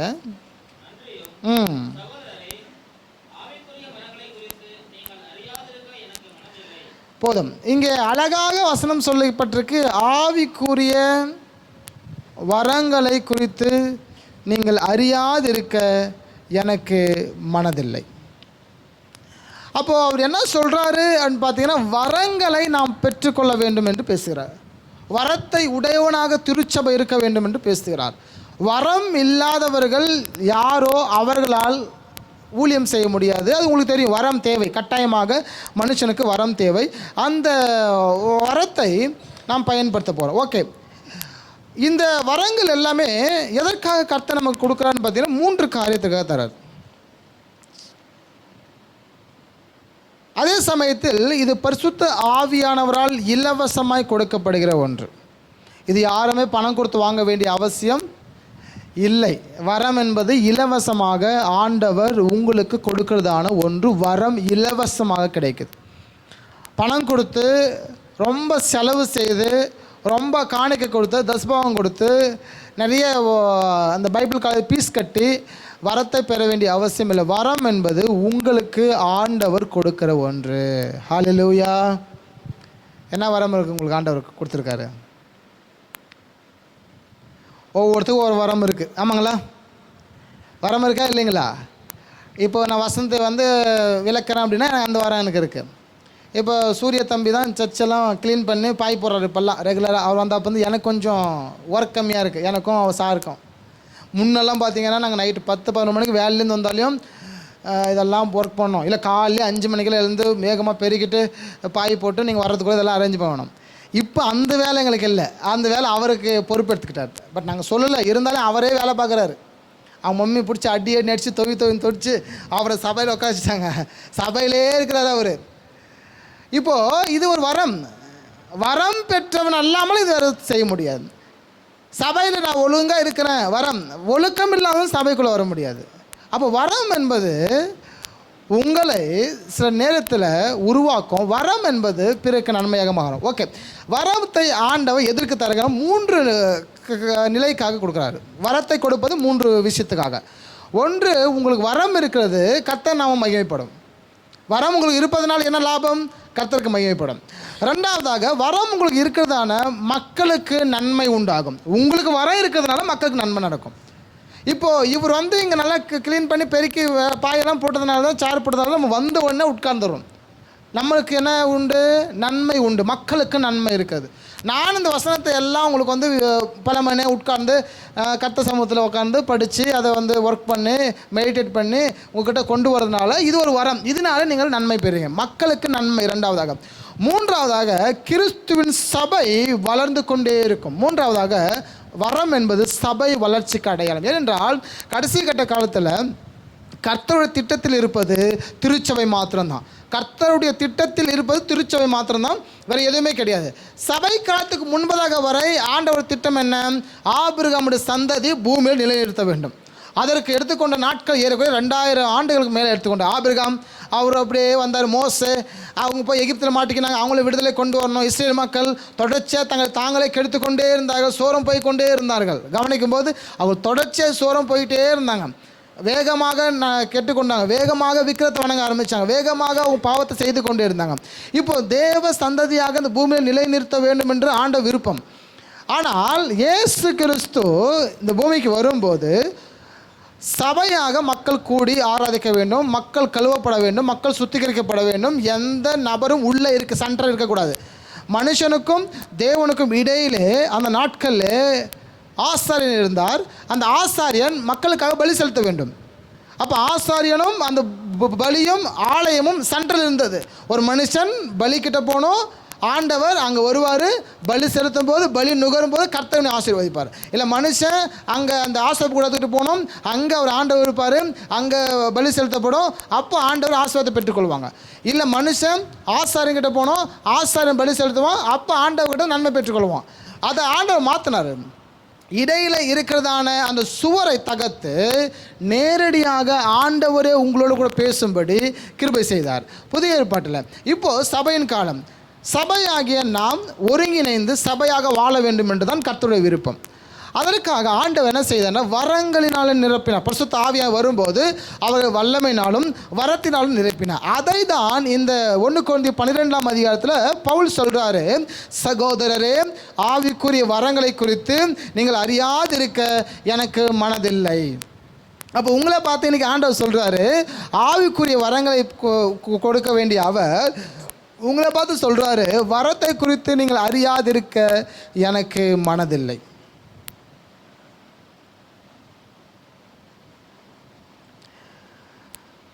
ஒவ்வொரு நபரும் நிச்சயமாக ஏதோ ஒரு வகையில் வரத்தை பெற்றுக்கொண்டு இருக்க வேண்டும். வரம் இல்லாதவர்கள் நன்மையை கெடுத்து கொண்டே இருப்பார்கள். வரம் இல்லாதவர்கள் நன்மையை கட்டாயம் கெடுத்து கொண்டே இருப்பார்கள். அந்த வரம் பரிசுத்த ஆவியானவரால் கொடுக்கப்படுகிறதான ஒன்று. பரிசுத்த ஆவியானவர் தான் என்ன செய்யறதுனா வரத்தை நமக்கு கொடுக்கிறார்.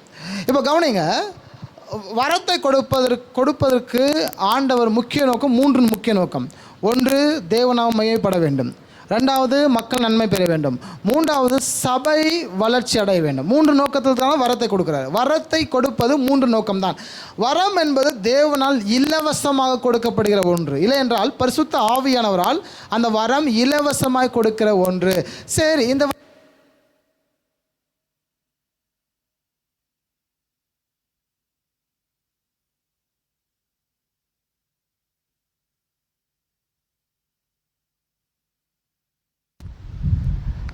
எந்த நபர் வரம் வேண்டுமென்று விரும்புகிறார்களோ அவர்களுக்கு அந்த வரம் கொடுக்கப்படுகிறது. ஒருவேளை நீங்கள் வரம் வேணும் அப்படின்னா வரம் உங்களுக்குள்ள கிரியை செய்யும்.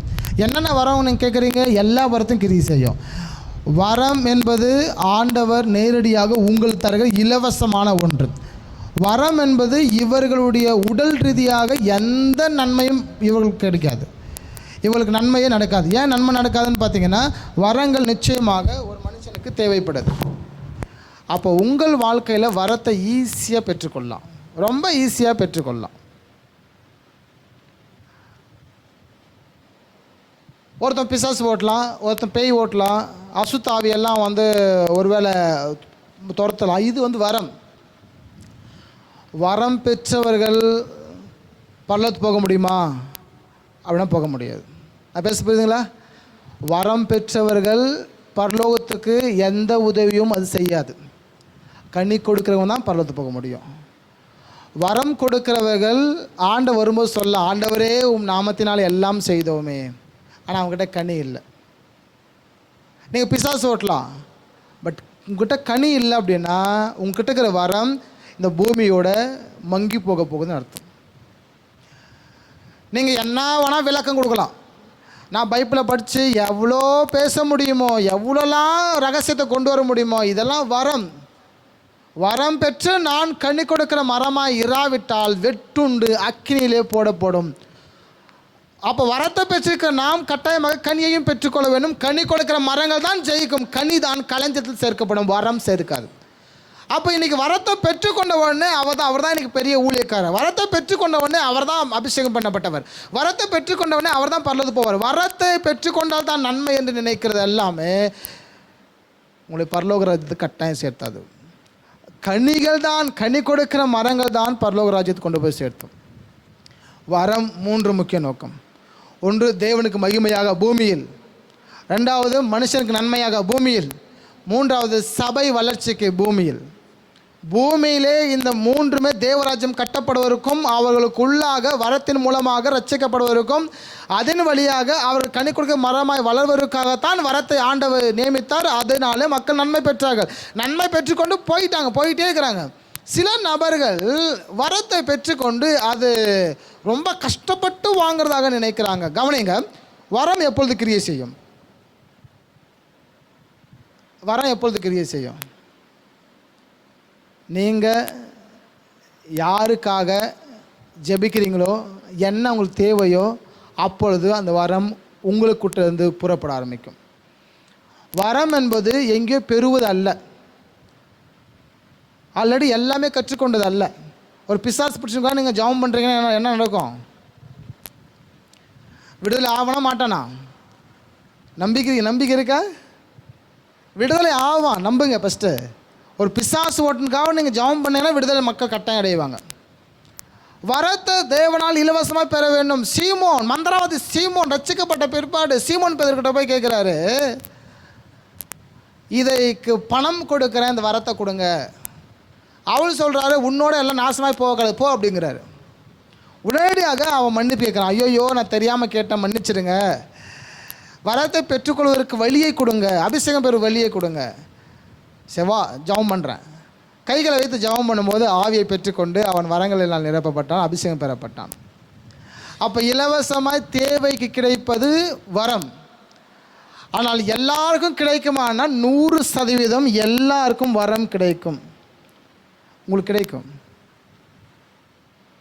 நீங்கள் அநேகருக்கு ஜெபம் பண்ணி விடுதலையாக கேட்குறீங்க அப்படின்னா என்ன? அது வரம் உங்கள்கிட்ட இருக்குன்னு அர்த்தம். ஒரு நாள் ஒரு பிசாசு ஓட்டத்துக்கு எனக்கு ஃபோன் பண்ணி கூப்பிட்டாங்க. எனக்கு பிசாசு ஓட்டதெல்லாம் புதுசு. நான் பிசாசு ஓட்டுனதும் கிடையாது பெரிய அளவுக்கு. ஒரு நாள் ஒரு அம்மா ஒரு மதியமாக ஒரு அண்ணா மதியமாக ஃபோன் பண்ணுறாரு பேட்டர்பல்லேருந்து. பாஸ்டர் நீங்கள் சர்ச் வச்சுருக்கீங்க, நான் கேள்விப்பட்டேன். உங்கள் சர்ச்சுக்கிட்ட வந்தால் யாரோ ஒரு நம்பர் கொடுத்தாங்க, பழைய சர்ச்சு. என் ஒய்ஃபுக்கு பேய் பிடிச்சிட்டு இருக்கு. அந்த பேய் ஒரு 10 வருஷமாக இருக்குது. என்ன செய்கிறாங்க, நைட்டு வேலைக்கு போயிட்டு வரேன், நைட் ஷிஃப்ட்னா அவங்க என்ன செய்கிறாங்க, கிச்சனுக்கு திங்ஸ் எல்லாம் கொண்டு போய் ஹாலில் வச்சிடுறாங்க. கிச்சனில் இருக்கிற திங்ஸ் எல்லாம் கொண்டு போய்ட்டு பாத்ரூம் வச்சிடுறாங்க. பாத்ரூம் ஃபுல்லாக கிச்சன் திங்ஸ் வச்சிடுறாங்க. பெட்டு பெட்ஷீட்டு எல்லாம் எடுத்துன்னு போயிட்டு அடுப்பில் ஸ்டவ்வில் வச்சு பற்ற வச்சுடுறாங்க. இந்த மாதிரி நிறைய சேதாரம். அதனால தான் வீட்டில் எந்த பொருளும் வைக்கிறதில்ல. சாப்பாடு பண்ண நாளைக்கு குண்டா வச்சுருக்கேன்னு சொன்னார். இதை சொல்லும்போது வேணா போவானா பேய் ஓட்ட. 2-3 மணி டைமு. நான் பெங்களூரில் இருக்கிறேன். அப்போ நான் வண்டி ஓட்டிகிட்டு இருக்கேன். நான் சொல்கிறேன் 2021 அந்த செகண்ட் லாக்டவுன் டைமில் என்கிட்ட ஒரே ஒன்று தான் இருந்துச்சு. அப்போ நான் அன்றைக்கி லோடு ஏற்றி வரதுக்கு நைட் 10 மணி ஆயிடுச்சு. அது வேறு கதை. அவரும் 1 ஹவர் ஃபோன் பண்ணிட்டேங்கிறாரு. ஐயா வருவீங்களா, பாஸ்டர் வருவீங்களா, பாஸ்டர் வருவீங்களா, வந்து ஒரு மந்திரம் மட்டும் ஊற்றிட்டு போங்க. ஏன்னா அவர் தெரியாது ஜப்பான்லாம் இல்லைங்களா, மந்திரம் சொல்லிட்டு போங்க. நானும் டைமே கடத்தினுக்கிறேன். அதுக்கேற்ற மாதிரி லேட் ஆகிடுச்சு. நைட் 10 மணிக்கு வரேன். சார் 10 மணிக்கு ஃபோன் பண்ணுறாரு, ஐயா வந்துட்டிங்களா. இப்போ 10 மணிக்கு மேலே அந்த மாதிரி ஒருத்தர் அட்டன் பண்ண போவோம்னா புது அனுபவம் வேறு எனக்கு. நம்ம கூட அப்போ ஆட்கள் யாருமே கிடையாது. சரி, வண்டி வழக்கம் போல் நிப்பாட்டிட்டு வீட்டுக்கு வந்து அந்த சின்ன ரூமில் இருந்தோம். அப்போது வந்து குளிச்சுட்டு பைக் எடுத்துன்னு போகிறேன். போகும்போது ஜெபம் பண்ணிட்டே போகிறேன், ஆண்டவரே அது என்ன பேசுதோ என்ன சொல்லுதோ, நல்லது நடக்குமா நடக்காதா. நான் இதுவரையும் பிசாசு ஓட்டுனதில், ஆண்டவரே நான் பிரசங்கம் பண்ணுறது மட்டும்தான் ஒர்க்காக இருந்துச்சு, இப்போ புதுசாக ஒரு இடத்துல தள்ள போகிறீங்க. நான் ஜெபம் பண்ணிட்டே போகிறேன். எக்ஸலேட்டர் வந்து முறுக்க முடியல, வண்டி ஸ்லோவாக நகருது. இந்த வழியே வரேன். நைட் ஒரு 10:30 லைட் இருக்கும். அப்புறம் அந்த பேட்டரி ஊருக்குள்ளே போகும்போது இந்த ஊருக்குள்ளே ஒரு சிலை இருக்கும், காந்தி பக்கத்துலேயே ஒரு ஹாஸ்டல் இருக்கும். ஹாஸ்டல் பக்கத்துலேயே வீடு அவங்களது, மொட்டை மாடி. அட்ரஸ் சொல்கிறாரு, அங்கே போயிட்டோன்னே படிக்கட்டு ஏறுறேன், ஃபஸ்ட் ஃப்ளோர். காலை அப்படியே ஏறுது மெதுவாக. நான் ஜெபம் பண்ணுறேன், ஆண்டவரே ஏறுவேன், நான் மட்டும்தான் பேசுவேன், அந்த பிசாசு பேசக்கூடாது. நான் அப்படியே ஜெபம் பண்ணி ஏறுறேன். ஏறி அந்த கதவு இருக்குது, கதவு பக்கத்தில் நிற்கிறேன். ஏன்னா திடீர்னு எதனா ஒரு பிரச்சனை ஆச்சுன்னா இறங்கி விட்டு போய்டுவோன்னு சொல்லி கரெக்டாக நான் பைக் சாவி கையில் எட்டுன்னு வரேன், பைக்லேயே ஆனில் வச்சுட்டு வரேன். பயம் ஏதாவது, ஏன்னா வந்து இந்த பிசாசு என்ன செய்யும். அப்போ தான் அந்த ஸ்டெப் ஏறும்போது தான் எனக்கு இந்த ஞாபகம் வருது. எந்த ஞாபகம்? சீமோன் பேதுரு மந்திரவாதி. இயேசுவையும் தெரியும், பவுலையும் தெரியும், நீ யாரடான்னு சொல்லி நம்மளை அடிச்சு என்ன செய்யணும்னு சொல்லி பயந்துன்னு அந்த வருஷம் அங்கே ஞாபகம் அந்த ஸ்டெப் ஏறும்போது. ஏன்னா இவங்க போய் சீமோன் பேதுரு மந்திரவாதிகள்லாம் கொஞ்சம் ரட்சிக்கப்பட்டு இவங்க தனியாக போய் நானும் பிரசங்கம் பண்ணணும்னு போய் பிரசங்கம் பண்ணுறாங்க. பிரசங்கம் பண்ணி பிசாசுக்கு சொல்கிறாங்க. என்ன சொல்கிறாங்க? பவுல் பிரசங்கிக்கிற இயேசுவின் பேரில் ஆணையிடுறேன், பிசாசே நீ புறப்பட்டு போ அப்படின்னு சொல்லி சீமோன் பேதுரு அந்த மந்திரவாதி சொல்கிறார். சீமோன் மந்திரவாதி. அப்போ அந்த பிசாசு சொல்லுது, எனக்கு இயேசுவும் தெரியும், பவுலும் தெரியும், நீ யாரான்னு கேட்குது. அந்த பயம். அப்புறம் என்ன நடக்குதாங்க, அவங்க வச்சுருந்த மந்திர பொருளாம் அடித்து அவங்கள அடித்து துவைச்சி காயப்பட்டவளாக ஓடி வந்தான்னு சொல்லி வசனத்தில் படிக்கிறோம். இந்த வசனம் ஸ்டெப் ஏறும்போது ஞாபகப்படுது, ஆண்டவரே இந்த மாதிரி நடந்தா இருந்தாலும் ஸ்டெப் ஏறிட்டேன், ஏதோ ஒன்று பேசிடுவோம். அவர் உள்ளே வாங்கன்றாரு. இல்லைங்க பரவாயில்லன்னு எங்கே நிற்கிறேன். ஹாலில் கதவு லாக் பண்ண இல்லை, கதவு ஓப்பனில் இருக்கிறது நான் சொல்கிறேன். கதவு பக்கத்தில் நிற்கிறேன். ஆண்டவரே நான் ஜெபம் பண்ணிட்டு வந்தேன், என்ன ஜெபம் பண்ணு தெரியாது. என் ஜெபங்கள் எனக்கு தெரிஞ்சு ஒரு 1.5 நிமிஷம் தான் இருக்கும். ரொம்ப எளிமையான ஜெபம், கட்டி பிடிச்சி ஆட்டி அந்த ஜெபம் பண்ணுறதுக்கு அப்போ தெரியல. நான் எளிமையாக ஜெபம் பண்ணுறேன், ஆண்டவரே இந்த பிசாசு எந்த டார்ச்சரும் பண்ணக்கூடாது, நான் பேசி முடியும் பேசக்கூடாது, நான் ஜெபிக்கக்கூடாது, நான் கண்ணை திறந்தே பார்க்கல, நான் ஏதோ 1.5 நிமிஷம் ஜெபம் பண்ணிட்டு ஐயா எல்லாம் சரியாக நடக்கும் நாளைக்கு பார்க்கலான்னு சொல்லி நான் இறங்கி வந்துட்டேன் பயத்தில். கடைசி வரையும் அந்த அம்மா முகத்தையே நான் பார்க்கல. ஏன்னா பயம், எங்கே அடித்து துவைச்சிருது. பைக் எட்டுன்னு வந்துட்டேன், வீட்டில் வந்துட்டேன். நைட்டெல்லாம் எனக்கு தூக்கல, ஒரே யோசனை, இது நல்லது நடந்திருக்குமா நடந்திருக்காதா. அடுத்த நாள் ஃபுல்லாக ஃபோன் வரல. எனக்கு புரிஞ்சிச்சு இது நல்லது நடக்கலை. இவன் வந்து ஏதோ ஒரு மந்திரவாதிக்கிட்ட போயிட்டான். இன்றைக்கி நல்லது இருந்தால் என்ன செஞ்சு போய் காலையிலே ஃபோன் பண்ணியிருப்பார். 2 நாளாக ஃபோன் வரல. எனக்கு யோசனை இருந்துச்சு. அப்போ lockdown, second hour lockdown time, church open பண்ணக்கூடாதுன்னு சூழ்நிலை அந்த டைம். சர்ச்சில் ஓப்பன் பண்ணக்கூடாதுன்ற நிலை அந்த டைமில். அப்போ 2 நாள் விட்டு அவர் ஃபோன் பண்ணார். அவங்க நைட்டு ஃபுல்லாக தூங்க மாட்டாங்க, பகல் ஃபுல்லாக தூங்க மாட்டாங்கன்னு சொன்னார்.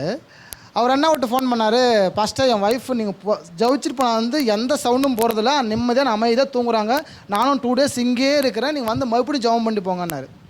நான் மறுபடியும் ஜெபம் பண்ணுறதுக்காக அவங்க வீட்டுக்கு போகிறேன். கொஞ்சம் தில்லாக போகிறேன். யாரை கூப்பிட்டு போகிறேன்னா இந்த பாப்பாவை கூப்பிட்டு போகிறேன். ஏன்னா நான் வீட்டு ஜாபத்துக்கு எங்கன்னா போனால் அப்போ இந்த பிள்ளைங்கள்லாம் கூப்பிட்டு போவேன். ஏன்னா பேச்சுலர் போக முடியாது இல்லைங்களா. சரி, இந்த பாப்பா அப்போ சின்ன பிள்ளை, இது நான் 4 வருஷம் கூப்பிட்டு போகிறேன். கூப்பிட்டு போன உடனே ஒரு தட்டில் ஃபுல்லாக பழம் ஃபுல்லாக வச்சு காணிக்க ஒரு 1100 ரூபா காணிக்க வச்சு எனக்கு கொடுக்குறாரு. என்கிட்ட அந்த வரம் இல்லை, ஆனால் நேரத்திற்கு அந்த வரம் கிரியை செய்ய ஆரம்பிக்கும். டைமிங் அப்படியே அந்த நேரத்திற்கு தான் என்ன செய்யும், அந்த வரம் கிரியை செய்ய ஆரம்பிக்கும். அப்போது உங்கள் வாழ்க்கையில் எப்போவுமே வரம் என்பது அவ்வப்போது ஆங்காங்கே செய்யணும். இப்போ உங்களுக்கு வந்து ஒரு வெளிப்பாடு சொல்கிறேன். இன்றைக்கி ரெட் கலர் சட்டை போட்டு ஒருத்தர் வந்திருக்காங்க, ஒரு ரெட் கலர் சுடி போட்டு. தர்ஷினி, நீ ரெட் கலர் சுடி போட்டு வந்த இந்த அம்மாவுடைய வாழ்க்கையில் நான் நினைக்கிறேன் உன்னுடைய மூளையில் கருப்பு ஏதோ ஒரு புள்ளி இல்லை, ஸ்கேன் பண்ண கூட தெரியாது. நான் சொல்கிறேன், வாரம் வாரம் வாரம் நான் வெளிப்பாடு சொல்கிறேன் அப்படின்னா இது வந்து யோசிக்க வேண்டிய ஒன்று. நான் தீர்க்க தரிசனம் சொல்கிறேன். ஏன்னா தீர்க்க தரிசனம் எப்போ பார்த்தாலும் தீர்க்க தரிசனம். வரம் என்பது தேவைக்கு மாத்திரம் அவ்வப்போது ஆங்காங்கே வெளிப்படக்கூடிய ஒன்று. ஆனால் கனி என்பது எப்பொழுதுமே நமக்கு புறப்படுகிறதான ஒன்று. ஆண்டவர் வரம் உள்ளவர்களை பார்க்கிலும் கனி உள்ளவர்களை தான் அவர் சேர்த்துக்கொள்ள விரும்புகிறார். கனி கொடுக்கிறவன் எவனோ அவனை களஞ்சத்தில் சேர்க்கிறார். வரம் என்பது இந்த பூமியில் 3 காரியத்து மாத்திரம்தான். அது நடக்கும், நடக்காமல் போகும், இருக்கும், இருக்காமல் போகும், அது நெக்ஸ்ட் ஒன். அதனாலே பரலோக ராஜ்யத்துக்குள்ளாக வருவதற்கான ஒரு வழியே அல்லாமல் மற்றபடி ஒன்றுமில்லை. அப்போது வரம் நீங்கள் பெற்றுக்கொள்ளுங்கள், தெய்வ மகிமை அடையட்டும், மக்கள் நன்மை பெறட்டும், சபை விருத்தி அடையட்டும். ஆனால் கனி கொடுக்காத மரமாக இருக்காதபடிக்கு உங்களை பார்த்துக்கோங்க. கனி கொடுக்க மரங்களாக இருங்க. கனி தரல அப்படின்னா நீங்கள் எந்த வரத்தை வாங்கி வேஸ்ட்டு. இந்த பூமியில் வேணால் நீங்கள் பந்தா பண்ணிக்கலாம், ஜாலியாக இருந்துக்கலாம், என்ஜாய் பண்ணிக்கலாம், 4 பேர் முன்னாடி அப்படி கெத்தாக வாழ்ந்துக்கலாம். இந்த பூமியில் நானும் படித்தவன், நானும் என்கிட்ட இந்த வரம் இருக்குன்னு நீங்கள் சொல்லிக்கலாம். ஆனால் வரம் உங்களை பரலோகத்தை கொண்டு போய் சேர்க்காது. வரம் நன்மை நடக்கும், மக்களுக்கு விடுதலை நடக்கும், எஸ் நன்மை நடக்கும். ஆனால் கனி தான் பரலோகத்தை சேர்க்கும். கனி கொடுக்குற மரங்களாக வாழுங்கள். கனி கொடுக்கலன்னா அந்த மரத்தின் கீழே என்ன வைக்கப்பட்டிருக்கு? கோடாரி. கனி கொடுக்காத மரங்கள் வெட்டுண்டு அக்கினிலே போடப்படும். அப்போ கனி கொடுக்குற மரங்களாக வரங்கள. அப்போ ஒவ்வொரு மனுஷனும் மனம் திரும்புவதற்கும், தெய்வ நாமம் மகிமை அடைவதற்கும், சபை விருத்தி அடைவதற்கும், அதற்காக தான் ஆண்டவர் வரத்தினால் சபை நிறைத்தார். நிறைத்த பிற்பாடு அவருக்கு ஆண்டவர் சொன்னால் கனி கொடுக்கிற மரங்களாக வாழ வைத்தார். கனி கொடுக்கணும், கட்டாயம் கனி கொடுக்கணும். அன்பு, அக்கறை, அப்புறம் அந்த விசுவாசம், நற்குணம், இச்சை அடக்கம் போன்ற 9 விதமான கனி இருக்குது. பைபிள் 9 மட்டும் இல்லை, இன்னும் எக்ஸ்ட்ராலாம் இருக்குது கனிகள். கனிகளை பார்த்து கனி கொடுக்கறதுக்கு முயற்சி பண்ணுங்க. கனிதான் பரலோகத்தை சேர்க்கும், வரங்கள் சேர்க்காது. வரத்தை உடையவர்கள் எல்லோரும் வந்து கடைசி கட்ட காலத்தில் கர்த்தாவே கர்த்தாவே என்று கூப்பிடுவார்கள். நாமத்தினாலே நாங்கள் எல்லாம் துரத்தினோம் அல்லவா, நாமத்தினாலே எல்லாம் செய்தோம் அல்லவா என்று சொல்வார்கள். அவர் சொல்லுகிறார், உங்களை நான் அறியேன் என்று சொல்வாராம். காரணம், அவர்கள் வரத்தை நான் நிரப்பினேன் என்று ஆண்டவர் சொல்கிறாரு. ஆனால் கனி கொடுக்குற மரங்களாக வாழாமல் போயிட்டாங்க. அப்போ வரத்தை பார்க்கணும், கனி முக்கியமானது. ஒரு சபையில் வந்து எனக்கு தெரிஞ்ச ஒரு சபை, அது ஒரு சபையில் வந்து பிசாசு ஒன்று ஆடுது. அன்றைக்கி தான் பிசாசு பிடிச்சி ஒரு அம்மா கூட்டு வந்து குறைச்சிக்கிறாங்க. பிசாசு அப்படியே வேகமாக ஆடுது. உள்ளாக்கிற லாஸ்ட் ஜபன் டைமு, ஜபிச்ச டைமே பிசாசு ஆடு கூச்சல் போட்டுவானே இந்த பாஸ்ட்டு எல்லா மக்களும் கூட்டு திப்பு வெளியே விட்டார் பயத்தில். அந்த பிசாசு ஓன்னு கத்தி திடீர்னு சென்ட்ரல் சர்ச்சில் முட்டி போட்டு ஜபம் பண்ணுது. முட்டி போட்டு ஆடுனி சைலண்ட்டாக ஆடுது, சத்தம் இல்லாமல். அந்த ஹால் இந்த சர்ச்சில் பாதி இருக்கும், இந்த பக்கம் பாதி மட்டும்தான் இருக்கும். சென்டரில் முட்டி போட்டு ரிவர்ஸ் திரும்பி ஆடுது. இந்த பாஸ்ட்டுக்கு ஆச்சரியம், என்னடா இது, நம்ம உள்ளே வந்து நாம் ஓஹோன்னு கற்றணும், ஜபம் பண்ணும்போது அனலில் கற்றணும். அந்த பிசாஸ் நம்மளோட மேலே கற்றுனா தான் வெளியே வந்து நின்னோம். இப்போ உள்ள சத்தெல்லாம் ஆடுதேன்னு சொல்லி எட்டி பார்க்குறாரு. பின்னாடி ஒரு பாட்டி அம்மா உட்காந்து ஜபம் பண்ணிருக்காங்க. அந்த பாட்டி அம்மாவுக்கு என்ன நடந்துச்சுன்னு சர்ச்சில் தெரியல. அந்த அம்மா கண்ணை மூணு அவங்க பாட்டுக்கு அவங்க ஜபம் பண்ணிக்கிறாங்க. கண்ணை திறந்து பார்க்குறாங்க, உள்ளே யாருமே இல்லை. அந்த பிசாசு பிடித்திருந்த அந்த பாட்டி, அந்த பிசாசு பிடித்த ஒரு அம்மா மட்டும் தான் ஆடிக்கிட்டு இருக்காங்க மெதுவாக. அந்த பாட்டியம்மா சொன்ன வார்த்தை என்ன தெரியுமா? பிசாசை வெளியே போய் எங்கள் பாஸ்ட்டு உள்ளே விட்டோன்னு சொன்ன பொத்துன்னு அது விழுந்து வெளியே போயிடுச்சு. அது பிசாசை நீ வெளியே போ, என் பாஸ்ட்டு உள்ளே வர்றாரு, உள்ளே வரணும்னு சொன்ன உடனே அந்த அம்மா பொத்துன்னு கீழே விழுந்துட்டாங்க. வரம் உங்ககிட்ட இருக்கிறது, நீங்கள் தான் தட்டி எழுப்பணும். எத்தனை பேர் பேச புரியுது? வரம் உங்ககிட்ட இருக்குது. அக்கா நீங்கள் ஜபம் பண்ணி மக்கள் நன்மை நடந்திருக்கு. அந்த அக்கா சில சாட்சியம் சொன்னாங்க, அவங்க ஊரில் நடந்த விஷயம்லாம். இந்த மாதிரி அதாவது நீங்கள் நம்பி மக்களுக்கு நீங்கள் என்ன நினச்சி ஜெபிச்சாலும் நன்மை நடக்க வேண்டும் என்று விரும்பினாலும் அவங்க நன்மை நடக்கும். வரம் யார்கிட்டையுமே இல்லாமல் இல்லை, வரம் உங்ககிட்ட இருக்குது. நீங்கள் தான் உங்ககிட்ட வரத்தை வெளிப்படுத்தணும், ஜெபிக்கணும். ஆண்டவரே இந்த வரத்தினால நிரப்புங்க. அப்போ நீங்கள் தொடர்ச்சியாக ஜெபிக்கும்போது சூழ்நிலை வரும்போது அந்த வரம் உங்கள்கிட்ட ஆட்டோமேட்டிக்காகவே கிரியை செய்ய ஆரம்பிக்கும், ஆட்டோமேட்டிக்காக. ஆனால் கனிகள் அப்படின்றது நீங்கள் நிரம்பிக்கொண்டே இருக்கணும். அது உங்கள்கிட்டருந்து வழிந்து போகணும். கனி என்பது நம்மக்கிட்டேருந்து விழுந்தால் கூட அது விதையாக அடுத்த மரமாக முளைஞ்சிட்டே இருக்கணும், மக்கள் நன்மை பெருகிக்கொண்டே இருக்கணும். கனி என்பது தான். அதனால தான் வசனத்தில் வாசிக்கும்போது தெளிவாக வாசிக்கிறோம், கனி கொடுக்குற மரங்கள் களஞ்சத்தில் சேர்க்கப்படுது. கனிகளோ களஞ்சத்தில் சேர்க்கணும். அப்போ கனி கொடுக்கலன்னா அந்த மரம் வெட்டுண்டு போகும், அக்கினியில் போடப்படும். அப்போ வரத்தை விட கனிகள் மிக முக்கியமானது.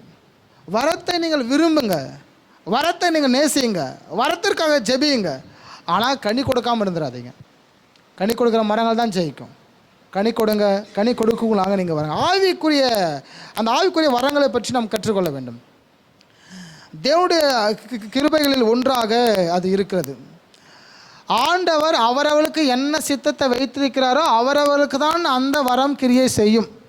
இப்போ ஒரு ஊருக்கு போகிறீங்க, அந்த ஊரில் பயங்கர சூனியம் மட்டும்தான் இருக்காங்க, சூனியம் மட்டும்தான் அங்கே இருக்கும்.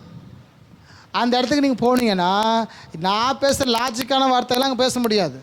அப்போ அங்கே என்ன தேவை? எனக்கு பிசாசை கட்டுகிற அந்த வரம் தேவை. இதே நீங்கள் சிட்டிக்கு போயிட்டீங்க, இப்போ ஒரு சென்னை மாதிரி பெங்களூர் மாதிரி சிட்டிக்கு போயிட்டீங்க. சிட்டியில் போயிட்டு இது மாதிரி சர்ச் ஆரம்பித்தேன், சர்ச்சு ஒரு 100 பேர் வந்திருக்காங்க. அங்கே எது அவசியப்படாது உங்களுக்கு? இந்த பிசாசு விட்டதெல்லாம் அவசியப்படாது. இங்கே நீங்கள் வியாக்கியானமான வசனத்தை சரியான முறையில் மக்கள் புரிகிற அளவுக்கு ரொம்ப லெவலாக ரொம்ப ஹை கிளாஸாக நீங்கள் என்ன பண்ணோம் மக்களோட பேசினதா அந்த வரம் அங்களுக்கு தேவைப்படுது. திடீர்னு நீங்கள் நல்லா எல்லோரும் நம்ம தமிழ் பேசுகிறோம், ஹிந்தி தெரியாத ஊருக்கு நம்ம போயிட்டோம், பீகாருக்கு ஒரிஷாவுக்கு போயிட்டு அங்கே ஊழியம் பண்ணுறோம். அங்கே நமக்கு என்ன தேவை? லாங்குவேஜ் தேவை. அப்போ அங்கே அதர் டங் தேவை. அப்போ அங்கே போனால் பற்பல பாஷை பேச கற்றுக்கொள்ளுவீங்க. ஆட்டோமேட்டிக்காகவே அன்றைக்கி இருக்க சீடர்கள் மிஷினரிகள் இந்தியாவுக்கு தமிழ்நாட்டுக்கு அவர்கள் பிரசங்கம் பண்ணும்போதே ஆட்டோமேட்டிக்காகவே நம்ம மொழிகளை பேச ஆரம்பித்தார்கள். பற்பல பாஷைகளை ஆண்டவர் நிரப்பினார். இன்றைக்கி நமக்கு பற்பல பாஷை வேணும்னு ஜெபம் பண்ணுறோம். எதுக்கு வேணும்? ஒன்று, வரம் தேவன் மகிமைப்பட வேண்டும். 2வது, வரம் மக்கள் நன்மை பெற வேண்டும். 3வது, வரம் சபை விருத்தி அடைய வேண்டும். இது 3மே நடக்கலை அப்படின்னா வரம் எதற்காக நமக்கு? அப்போ நீங்கள் சபைக்கு வருவது கூட 3மே நடக்கணும். இப்போ நீங்கள் ஜெபிப்பது, நீங்கள் ஊழியம் பண்ணுவது, இது 3மே நடக்கணும். நடந்தால் தான் அது உங்களுக்கு தேவை.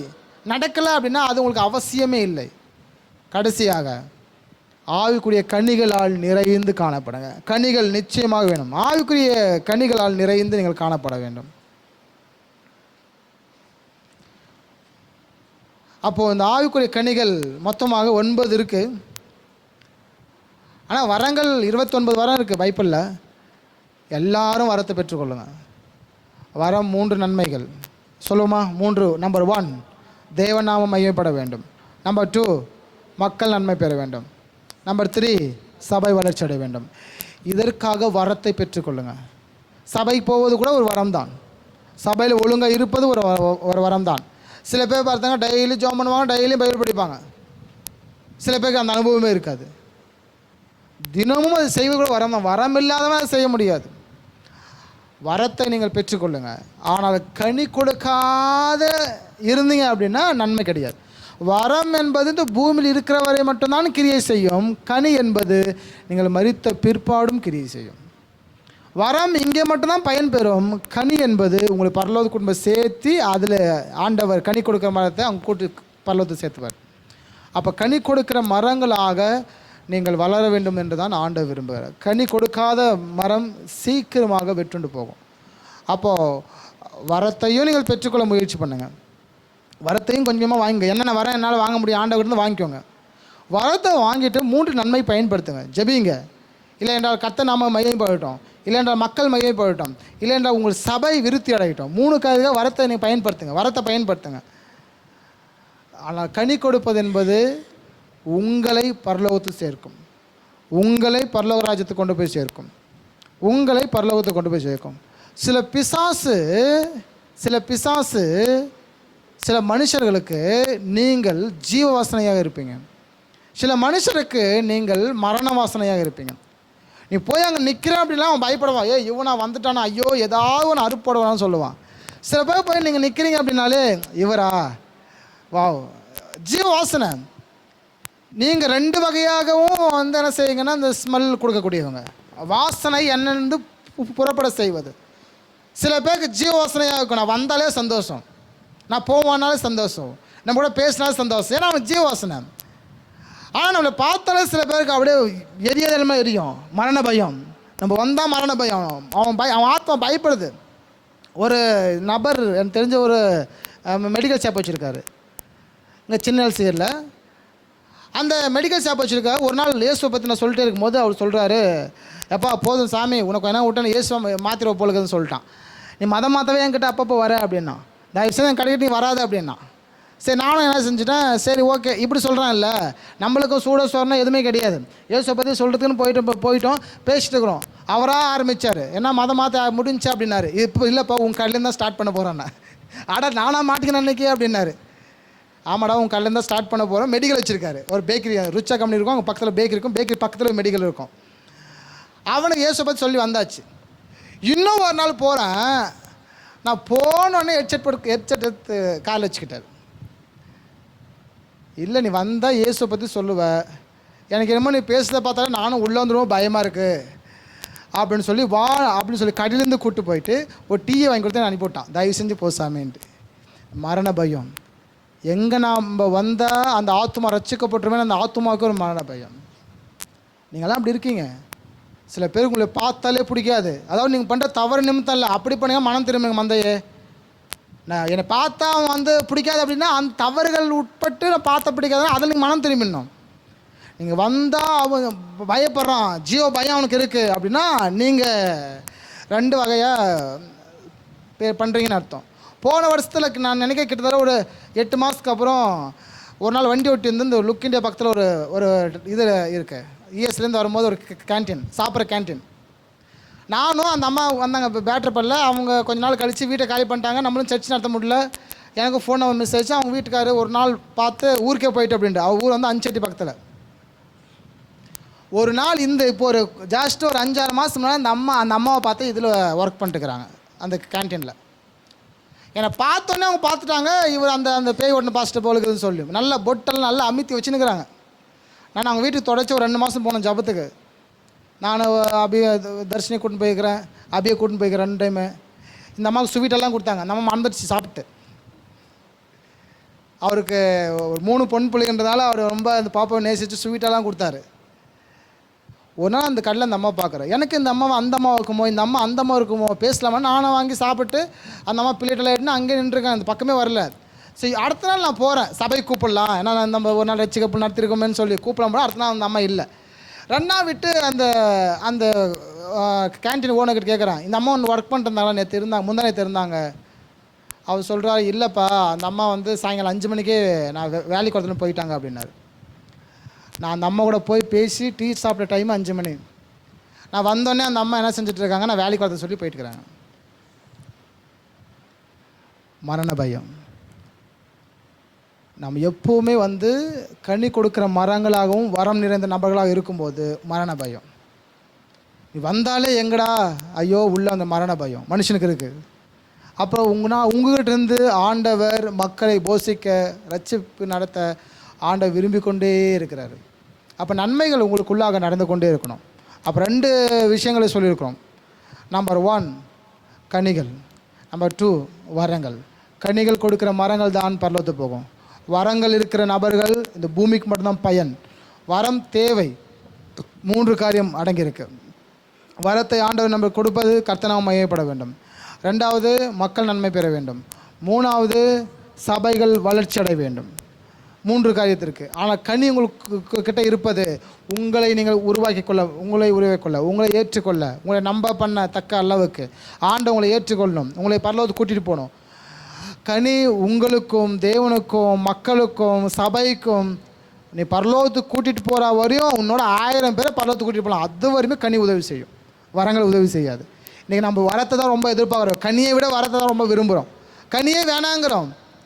கனி வேணாங்க, நான் ஜபிக்கிற வீரனாம் வேணும், வரத்தை விரும்புகிறோம். வரத்தை மாத்திரம் போதுமே நினைக்கிறோம், கனி இராதபடிக்கு வாழ்கிறோம்.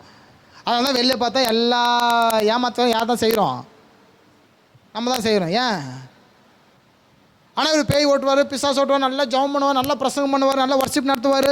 சபையில் இவ்வளமாக ஒரு பரிசுத்தம் பண்ணல, வரத்தினால் நிரப்பப்பட்ட ஒரு நபர். ஆனால் கனி இல்லை. கனி இல்லை அப்படின்னா இவருக்கே பயன் இல்லை. கனி இல்லை அப்படின்னா இவரால் பரலோகத்துக்கு போக முடியாது. கனி கொடுக்குற மரங்களாக திருச்சபையை நீங்கள் வளரணும். கனி கொடுங்க, கனி கொடுக்க மரங்களாக இருங்க. எழுதி வச்சுக்கோங்க உங்கள் வீட்டில். அன்பு, சமாதானம், சாந்தம், இச்சையடக்கம், இதெல்லாம் என்னென்ன போட்டிருக்கோ 9 வச்சு என்ன செய்யுங்க, எழுதி வச்சுக்கிட்டு தினமும் அதை மறைச்சு பாருங்கள். எதை நீங்கள் அதிகமாய் பார்க்குறீங்களோ அதற்கு நீங்கள் அடிமைகள். ஃபோன் எடுத்து நம்ம தேவையில்லாத பார்த்துருந்தா கூட என்ன இந்த அப்படி பார்க்கும்போது கூட வசனம் கண்ணுக்குள்ளணும், விழுந்துச்சேன்னா ஓகே ஃபயர் ஆகிடணும். வசனம் அப்படி சொல்லுதே, இது தகுமா உங்களுக்குன்னு சொல்லி நம்மளுக்கு ஃபோனை மூடி வச்சுட்டு அந்த வசனத்தை நம்ம தியானிப்போம். வீடு ஃபுல்லாக வசனத்தை ஒட்டு வைங்க. வீடு அழகு போயிடுங்க. ஒரு காலத்தில் கிறிஸ்தவ வீடெல்லாம் எப்படி இருந்ததுன்னா, நான் ஒரு 20 வருஷத்துக்கு முன்னாடி சின்ன பையனாக இருக்கும்போது சில வீட்டுக்கெல்லாம் போவோம். எங்கள் அப்பா கூட்டின்னு போகிறது பாஸ்ட் வீட்டுக்கெல்லாம். அப்போல்லாம் இந்த டிஜிட்டல் முறையில் வரக்கூடிய வசனமெல்லாம் கிடையாது. அப்புறம் அந்த கேலண்டரில் கிழிச்சு வச்சுருப்பாங்க, இந்த கேலண்டர்லாம் கேலண்டர் கிழிச்சு அதை ஒட்டி அங்கங்கே அப்படியே ஸ்டிக்கர் அப்படியே வீடு உள்ளே போனால் கச்சா மொச்சான்னு இருக்கும். இன்றைக்கி கிறிஸ்தவங்க ரொம்ப ஜென்யூன். வீட்டுக்குள்ளே வந்தோடனே அங்கே ஒரு வசனம் இங்கே ஒரு வசனம், அது ரெண்டுமே இங்கிலீஷ்லேயே இருக்குது. ஏதோ நான் கிறிஸ்தவ குடும்பம்ன்ற காட்டிக்கொள்வதற்காகவா? ரீசெண்டாக ஒருத்தர் வீட்டுக்கு போனோம், பாஸ்ட் வீட்டுக்கு. அந்த பாஸ்ட் வீட்டில் அந்த அவங்க பிள்ளைங்க எல்லா வசனம் கையில் எழுதி ஒட்டி வச்சுருக்காங்க. வீடு ஃபுல்லாக கச்சான்னு ஒட்டி வச்சுருக்காங்க அந்த பாஸ்ட் வீட்டில். ஒரு மீட்டிங் போகும்போது புதுக்கோட்டையில் என்ன கதை அப்படின்னா, அந்த வசனம் தாகம். வீடு அழகில்லை தான், உள்ளே ஒருத்தன் வரான் அப்படின்னா 1000 வசனத்தில் ஏதாவது. நீங்கள் யாருன்னா பாருங்கள், வீட்டுக்குள்ள வந்தாலும் என்ன பண்ணுறாங்க, அப்படியே பார்ப்பாங்க. நம்ம என்ன செஞ்சுருப்போம், ஒரு ஃபோட்டோ ஒட்டி வச்சுருப்போம், நம்ம ஃபோட்டோ ஒரு 10 ஃபோட்டோ, அறியாத புரியாத இங்கிலீஷில் 2 வசனம் ஒட்டி வச்சுருப்போம். அதை பார்ப்பான், அவன் இங்கிலீஷ் படிக்க தெரியாதான், படித்தாலும் புரியாது. அப்படியே பார்த்துட்டு நம்ம ஃபோட்டோ, இந்த ஃபோட்டோ என்ன, இந்த ஃபோட்டோ என்ன, இந்த ஃபோட்டோ என்ன அப்படின்னு 4 வாரத்துக்கு கேட்போம். நம்ம அப்படி விலக்கி சொல்லுவோம். அதே வசனம் ஒட்டி வச்சுருந்தா, என்னங்க செழிப்பான் அப்படின்னு இருக்குது, கர்த்தரை நம்ம செழிப்பான் இருக்குது, நீங்கள் ஒன்றும் செழிக்கலையே அப்படி அவன் கேள்வி கேட்பான். உடனே நம்ம சுவிசேஷம் சொல்ல ஆரம்பிச்சிடணும். இந்த மசூதிக்கெல்லாம் போனீங்கன்னா, மசூதிலே ஒரு டிபார்ட்மெண்ட் இருக்குது. அந்த இடத்துல இந்த பேய் பிசாசு மந்திரம்லாம் ஓட்டுவாங்க, அந்தரம் கட்டுவாங்க. அந்த மசூதிக்கு உள்ளே நீங்கள் என்ட்ரி ஆனவுடனே நிறைய அந்தரம் அங்கங்கே கட்டி அந்த தாயத்தை கட்டி வச்சுருப்பாங்க, கவனித்து பார்த்துருப்பீங்கன்னா. ஏன்னா உள்ளே வந்தாலே அவன் இது எல்லாவற்றையும் பெற்றுக்கொள்ள போக வேண்டும் என்று ஒரு ஐதீகம். நம்ம வீட்டுக்குள்ளே ஒருத்தன் வரான் அப்படின்னா அழகு இல்லை, வீட்டுக்குள்ளே வரான் அப்படின்னா அந்த வசனத்தை அது முழிக்க முடியும். வசனம் உயிரடையுது, வசனம் மனுஷன் உருவாக்குது. வசனம் தான் மனுஷனுடைய ஆவி ஆத்மா எல்லாவற்றையும் அவனுடைய சரீரத்தை எல்லா உருவ குத்துகிறதா இருக்கிறது. அப்போ இருபுறம் கருக்குள்ள பட்டயமாக இருக்குது. ஒரு ஆத்மா உயிர்ப்பிப்பதற்கு வசனத்துக்கு வல்லமை இருக்குது. அப்போ வீடு ஃபுல்லும் வசனத்தில் அப்படியே நிரப்பி வச்சுருக்கணும். அதுதான் பவர். ஆவிக்குரிய கனிகளாக உங்கள் திருச்சபையும் உங்கள் குடும்பங்களையும் நீங்களும் வளருங்க. வசனத்தை நிறைய கையில் எழுதுங்க. முடிஞ்சாலும் நீங்கள் வாங்கணுன்ற அவசியம் இல்லை, எழுதுங்க. எழுதுனா தான் அது மேலே ஒரு தாகம் இருக்கும், ஒரு அன்பு இருக்கும், ஒரு லவ் இருக்கும். கையெழுத்து அசிங்கமாக இருந்தாலும் பரவாயில்ல, அறங்குறையாக இருந்தாலும் பரவாயில்ல, வரவெல்லாம் பார்ப்பான். எதை பார்ப்பான்? கையெழுத்தை பார்ப்பான். கையெழுத்தை நல்லா உன்னிப்பாக கவனிக்கும்போது வசனத்தை பார்ப்பான்.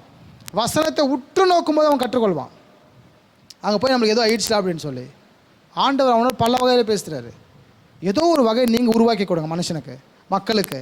அவன் சாபத்துலையும் பாவத்துலையும் அநியாயத்தில் அக்கிரமத்தில் இருக்கிறான். நீங்கள் ஒரு இதை உருவாக்கி கொடுங்க. வசந்தம் நிறைய ஒட்டி வைங்க, கண் பார்க்குற அளவுக்கு ஒட்டி வைங்க. அப்படி இருந்தோம் அப்படின்னா மகிமையும் நன்மையும் பெற்றுக்கொள்ளுங்க. அப்போ கனி தருகிற மரங்களாக திருச்சபையை நீங்கள் வாழணும். ஆண்ட வரத்தினால் நிரப்புறாரு. அந்த வரத்தை மக்களுக்கு சரியான முறையில் பயன்படுத்துங்க. வரத்தில் நம்ம சுயம் எதுவுமே கலக்கக்கூடாது. இன்றைக்கி வரம் உள்ளவர்கள் 90% தன் சுயத்தை கலக்கி கொண்டு தான் வாழ்கிறார்கள். வரம் இருக்கிறது, தன் சுயமும் கலந்து இருக்கும். அவர் உங்கள் வீட்டுக்கு கூப்பிட்டா எல்லா பிரச்சனையும் சால்வ் ஆகிடும் அப்படிம்போம். ஆனால் இயேசு விட்டுருவோம், இவர் வந்தால் போதும் அப்படிம்போம். அந்த ஊழியக்காரர் ஒருத்தர் சொன்னார், ஒரு பாஸ்டர் ஒருத்தர் ஒரு சபைக்கு போகிறவர். ஜிகிரியில் ஒரு அம்மா இருக்காங்க, ஒரு பாஸ்டர் அம்மா, உங்கள் சபைக்கு ஒரு நாள் நான் கூப்பிட்டேன் அப்படின்னா உங்கள் சபை ஆவியில் நிரம்பி ஆனாலும் பொங்கும் அப்படின்னாரு. நான் எதுவும் நீ பொங்க வேணாம் சாமி விட்டுருங்க அப்படின்னு. அவர்கள் வந்தால் நன்மை நடக்காதான்னு நடக்கும். தேவொழியர் போகிற இடத்துல அவங்க ஜபிக்கிற இடத்துல நன்மை கட்டாயம் நடக்கும். இவர்கள் வந்தால் தான் அப்படின்னு கட்டாயம் இல்லை. வரத்தோட சுயம் கலக்கக்கூடாது. ஆனால் நம்ம அதான் வரத்தோட சுயம் கூட ஒரு வேளை கலந்துடலாம், ஆனால் நம்ம கனியோட சுயம் கலக்காது. கனி கொடுத்தா தேவன், மனிதர்கள், உங்களை சுற்றி சொசைட்டி எல்லாமே உங்களை அண்டி கொண்டு இருப்பாங்க. மாதிரி உங்களை முச்சிட்டு இருப்பாங்கன்னா பார்த்துக்கோங்க. அப்போ முயற்சி பண்ணுங்கள். கனி கொடுக்குற மரம் தான் பரலோகத்துக்கு போகும். வரத்திற்காக ஜெபம் பண்ணுங்கள். என்ன வரம் தேவை? நல்லா சர்ச்சில் சாங் பாடுறீங்களன்னா வரம் அது. நல்லா ஜெபம் பண்ணுறீங்கன்னா அது ஒரு வரம். நல்லா சர்ச்சில் பைபிள் படிக்கிறீங்கன்னா அது ஒரு வரம். வரத்தின் அடிப்படையில் மொத்தம் 29 வரங்கள் பைபிள் இருக்குது, புதிய ஏற்பாடு மட்டும். ஒவ்வொன்றும் வரம். இது க்ளீன் பண்ணிடலாம், அது ஒரு வரம்.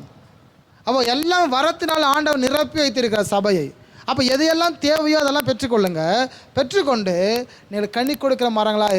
எப்படி கனி கொடுப்பது மரங்களாக நான் கற்றுக்கொள்ள வேண்டுமானால், வேதத்தை வாசிக்கும் போது இரவும் பகலும் அவர் வேதத்தில் தியானமாக இருக்க மனுஷன் பாக்கியவான். அவன் தான் நீர்க்காலின் ஓலமாய் நடப்பட்டு தன் காலத்தில் தன் கனியை தருகிற இலை உதிராத மரத்தை போல் இருப்பான். அவன் செய்வது மட்டும்தான் வாய்க்கும். அப்போ வசனம் தான் உங்கள் வாழ்க்கையில் கனி தருகிற மரமாக வாழ வைக்கும்.